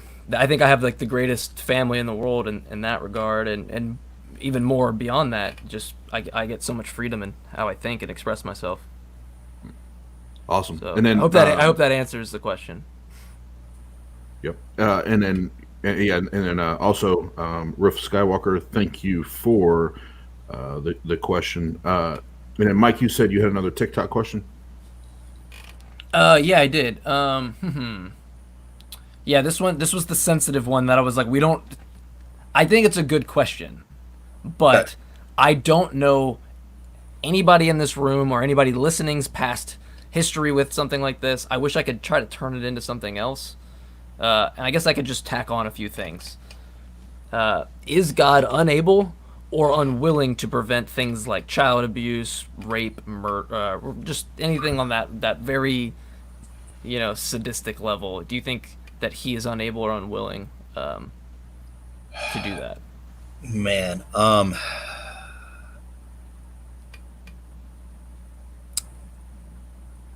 gonna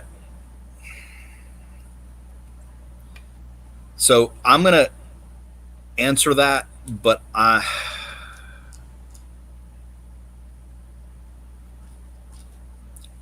okay, so I'm not going to go into a lot of my history and personal stuff, but I'll say, sure. I mean, I would just say, can he prevent horrible things? Is how I would rephrase it. I'm going to give a short answer, and I'm going to say that I believe that he can prevent those things. I believe that he knows when those things are happening. I believe that he has the ability to prevent that stuff, and without going into a lot of detail, I'm going to say that's not an easy thing for me to say.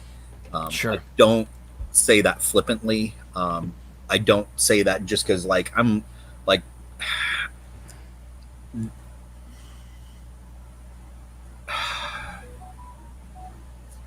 hold on a second. That is, I mean, would you just say that kind of goes more into the free will dilemma? Yeah, and that's something that I'll say this. That's something that really hits radically close to home for me. So I'm gonna kind of not get real heavy into that conversation, just because that hits my life. So yeah, I didn't even want to mention the person that sent it in case that they were uncomfortable. They even prefaced before this, I don't mean this with disrespect. But this is a problem. This is a problem that I have with my faith, and that's why they wanted that to be. I'll say this: if someone wants to inbox me on my messaging is open. If someone wants to inbox me and have a conversation about that, that's something that I'm just not willing to get into real deeply in like a public forum, just because of where my life. Sure. I honestly didn't even want to ask it. No, that's probably. But the person that asked me has a. Sorry, go ahead. That's probably one of the most important questions to ask, I think. So. Okay. Cool. I'm gonna stay on about 5 more minutes. My wife's like, "Are you almost done?" Sure. Sure. Yeah. No problem. I think we got 2 more questions or 3 more questions. Well, if we can do this, and then Mike, we can just go, you and I, and go into the after party. because I want to respect Chris and his wife and their time. He's spent about 2 hours with us, but I want to say this so that Chris hears this from both sides, both the religious or / spiritual side and just the humanistic side of me.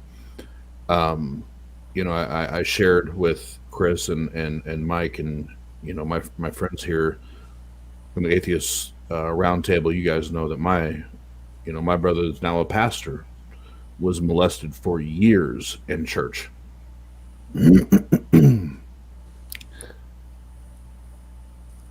So as a skeptic now in my life and as an atheist, if God is an all-powerful God, he's an all-loving God, he's all-merciful, and he actually fulfills all the characteristics that the Bible defines as love that we discussed with David Gonzalez, the conservative Christian on here.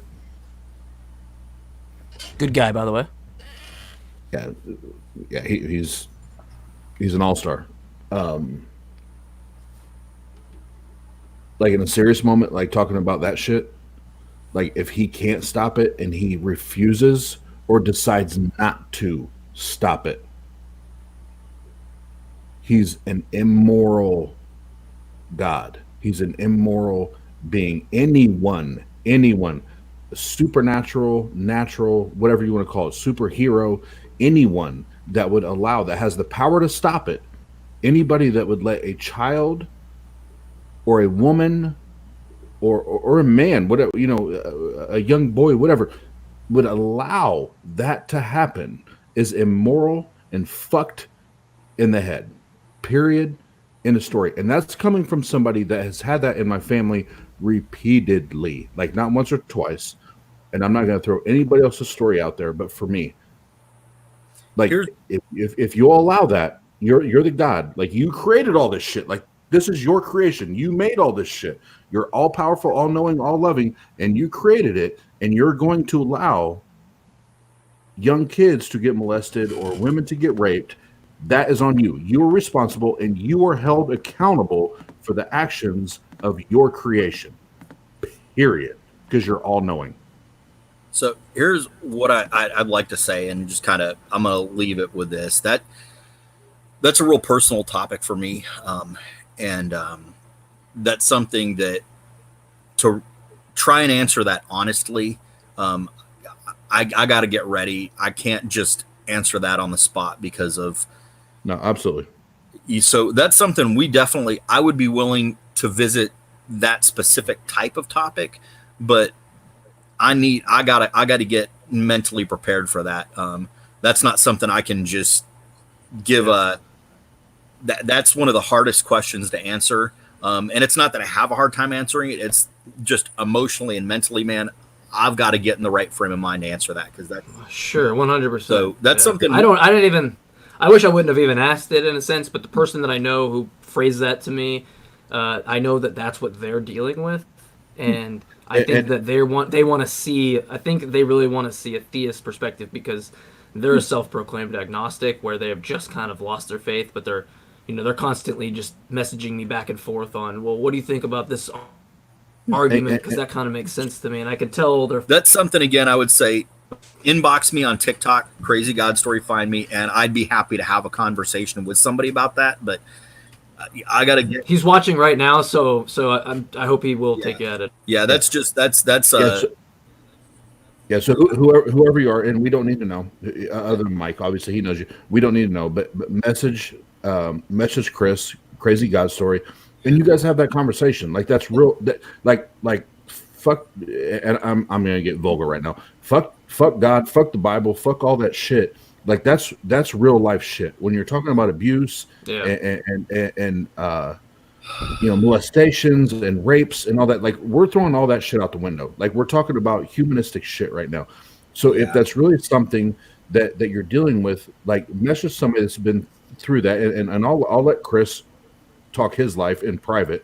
But do that. Like reach out to those people that can help you, because whether you're atheist And see here, even if all this roundtable shit at the end of the night, we do this. If we can help this one person, this is badass. Like this is awesome. We got to help one person. You know what I mean? But yeah, we'll end that part of the conversation there. And Chris, I want to respect your wife. I want to respect your family. And one last time, and then you can click off, and we'll keep rock and rolling, going to the after party. But again, this is Chris, our guest, and he pulled up a seat to the Atheist Roundtable tonight, and he took all the shots like a boss tonight. He took all the shots. And again, Crazy God Story on TikTok. He has great stuff. And man, I appreciate you coming on tonight. Any last words for you, sir? Yeah, just if anybody does message me about that, man, I understand that stuff, and I've got nothing but compassion and love and heartache and a whole lot more empathy than I wish I had the ability to have for stuff like that. So there's you're not going to get, if you talk to me, I'm not going to give you some religious rhetoric that's just garbage and heartless. It's so. Yep. All right, guys. Y'all have a good night. Thanks Chris, for having me. I really enjoyed it. So thanks, brother. You're the man. You're a rock star. Sure. Thanks, bud. And I can tell you from talking to Chris about that particular subject, just with my family's background, and I won't put his stuff out there, but he has a real life, like a super real life story to share for those that want to message him. Sure. And he can definitely help just on the psychology part. Yeah, I didn't mean to knock the wind out of there. I just I knew the background of the person, and they want a theist perspective on something. I didn't realize that touched that home. That's why I was kind of like I want to switch it to like something else. Switch it to, because that's how the question was phrased to me. So, but Mike, at the end of the day, like we do this roundtable, and we talk about worldviews and religious views and dogmas and translations and fucking like all this shit, right? Like we talk about this, but if all this, like however many hours we end up doing this, if we get to impact one person that's going through something like that, like it was worth it. Like I'll be on here for 5 hours. Yeah. Like it doesn't matter even if we have to ask the tough questions, like we got to help somebody in a moment of need, in a moment of desperation. Like I'm fucking cool with that. So. Sure.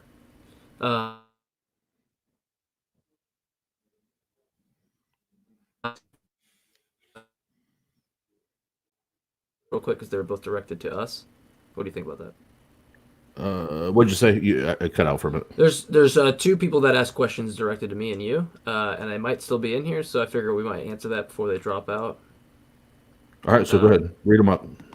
So we got Austin or Mike. So I guess for both of us, Austin, we'll start with you. Do you think that there is enough evidence to prove that Jesus was a real person historically? There was a time that I said yes to that question, but the more research that I've done, I don't I don't believe there's enough good evidence to suggest that Jesus Christ to be a singular person. I think there's a lot of stories that are compiled and put together by a few authors that make this character. So my answer to that is I don't know. Like if I'm going to be intellectually honest, I don't know. Like I don't think so, but I don't know. Sure.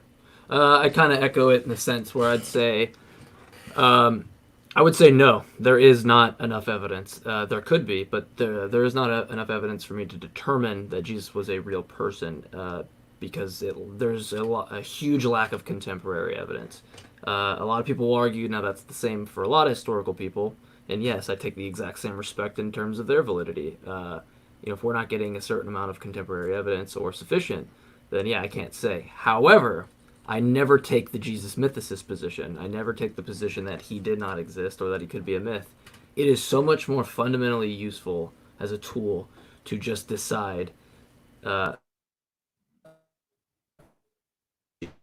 because that part's not going to convince the Christian. They have convinced themselves.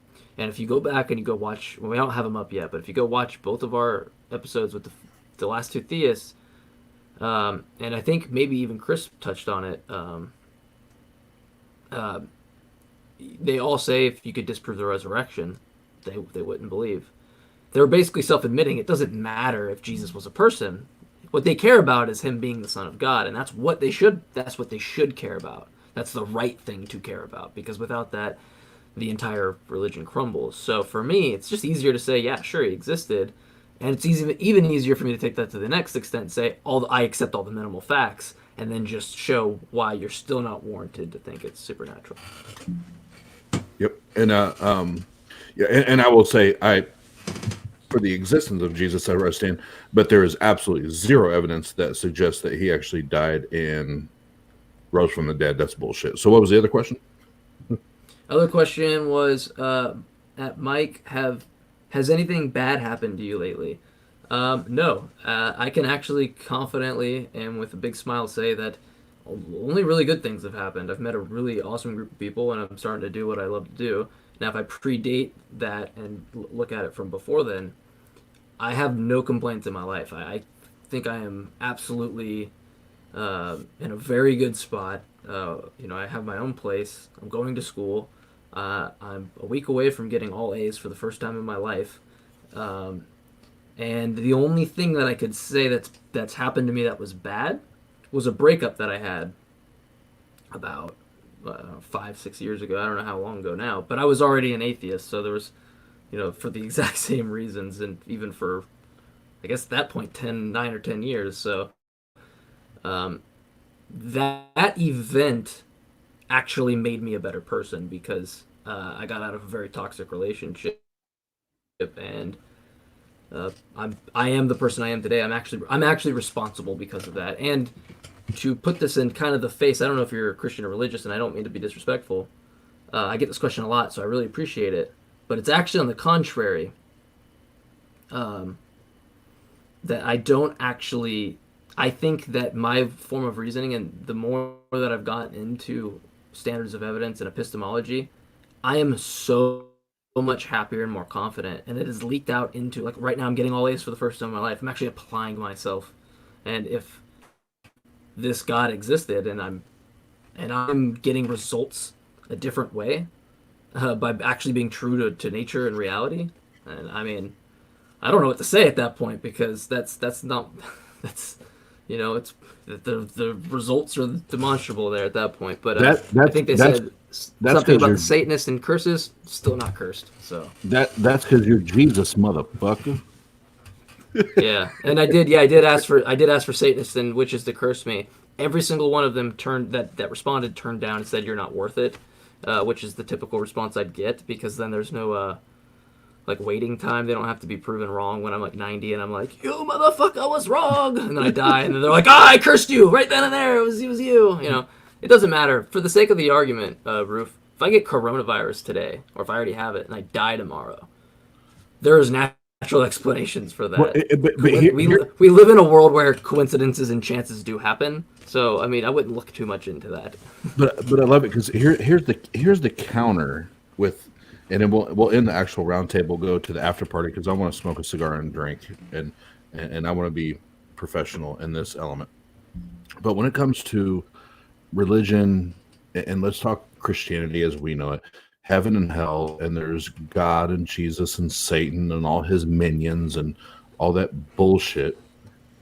So we have we have a people group that are praying for our well-being, right? They just believe that God is going to take care of us, and no matter what, he's going to do.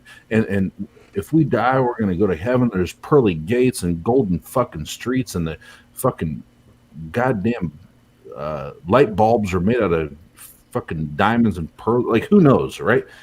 But then we got the devil, and he got all these curses, and you're gonna get sick, and you're gonna get fucking cancer, and fucking have AIDS, and you're gonna be decrepit and all that. But guess what?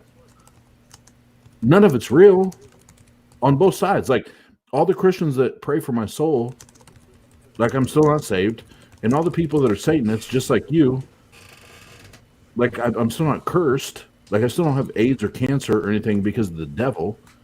Like, it just shows that none of it's real. It's nonsense. Like Ray Comfort choking on a banana. It's non-fucking sense. I think that was God, because my hands are up. Yeah, it was totally you. I know it was you.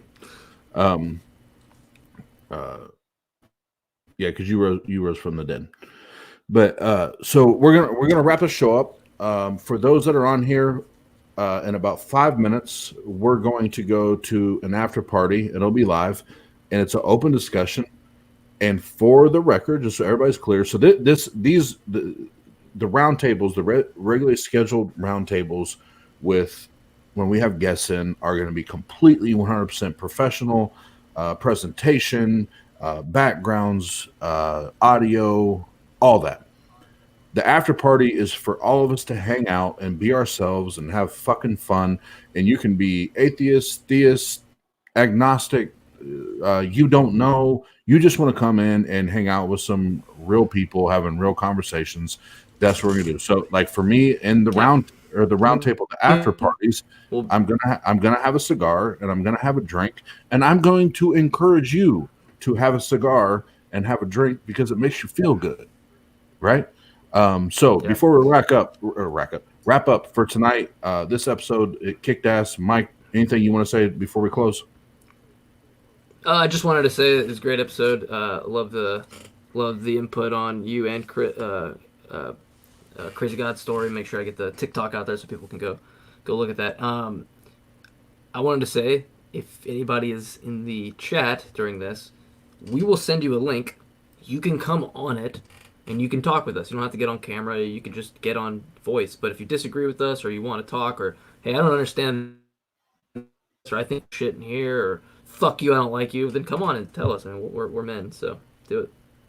Yep, absolutely. So in about 5 minutes, we'll go back live on just if you're on the Atheist Asshole page, this will probably be the last time we go live there. I just wanted to make sure all the pages were covered, but now and going forward, it'll be on the Atheist Roundtable, and we'll go live there. Give us about 5 minutes so we can use the restroom and refresh and do all that. But we'll get on there and we'll answer questions. But bring your cigars, your drinks, whatever it is you do, and let's chop it up. We'll have some fun. And again, Mike, as my co-host, I appreciate you, brother. You're the man. And yeah, man. Me too, bud. Chris, for coming on and taking on two atheists. We appreciate it. And we will announce the next episode soon. And until then, have a great fucking night.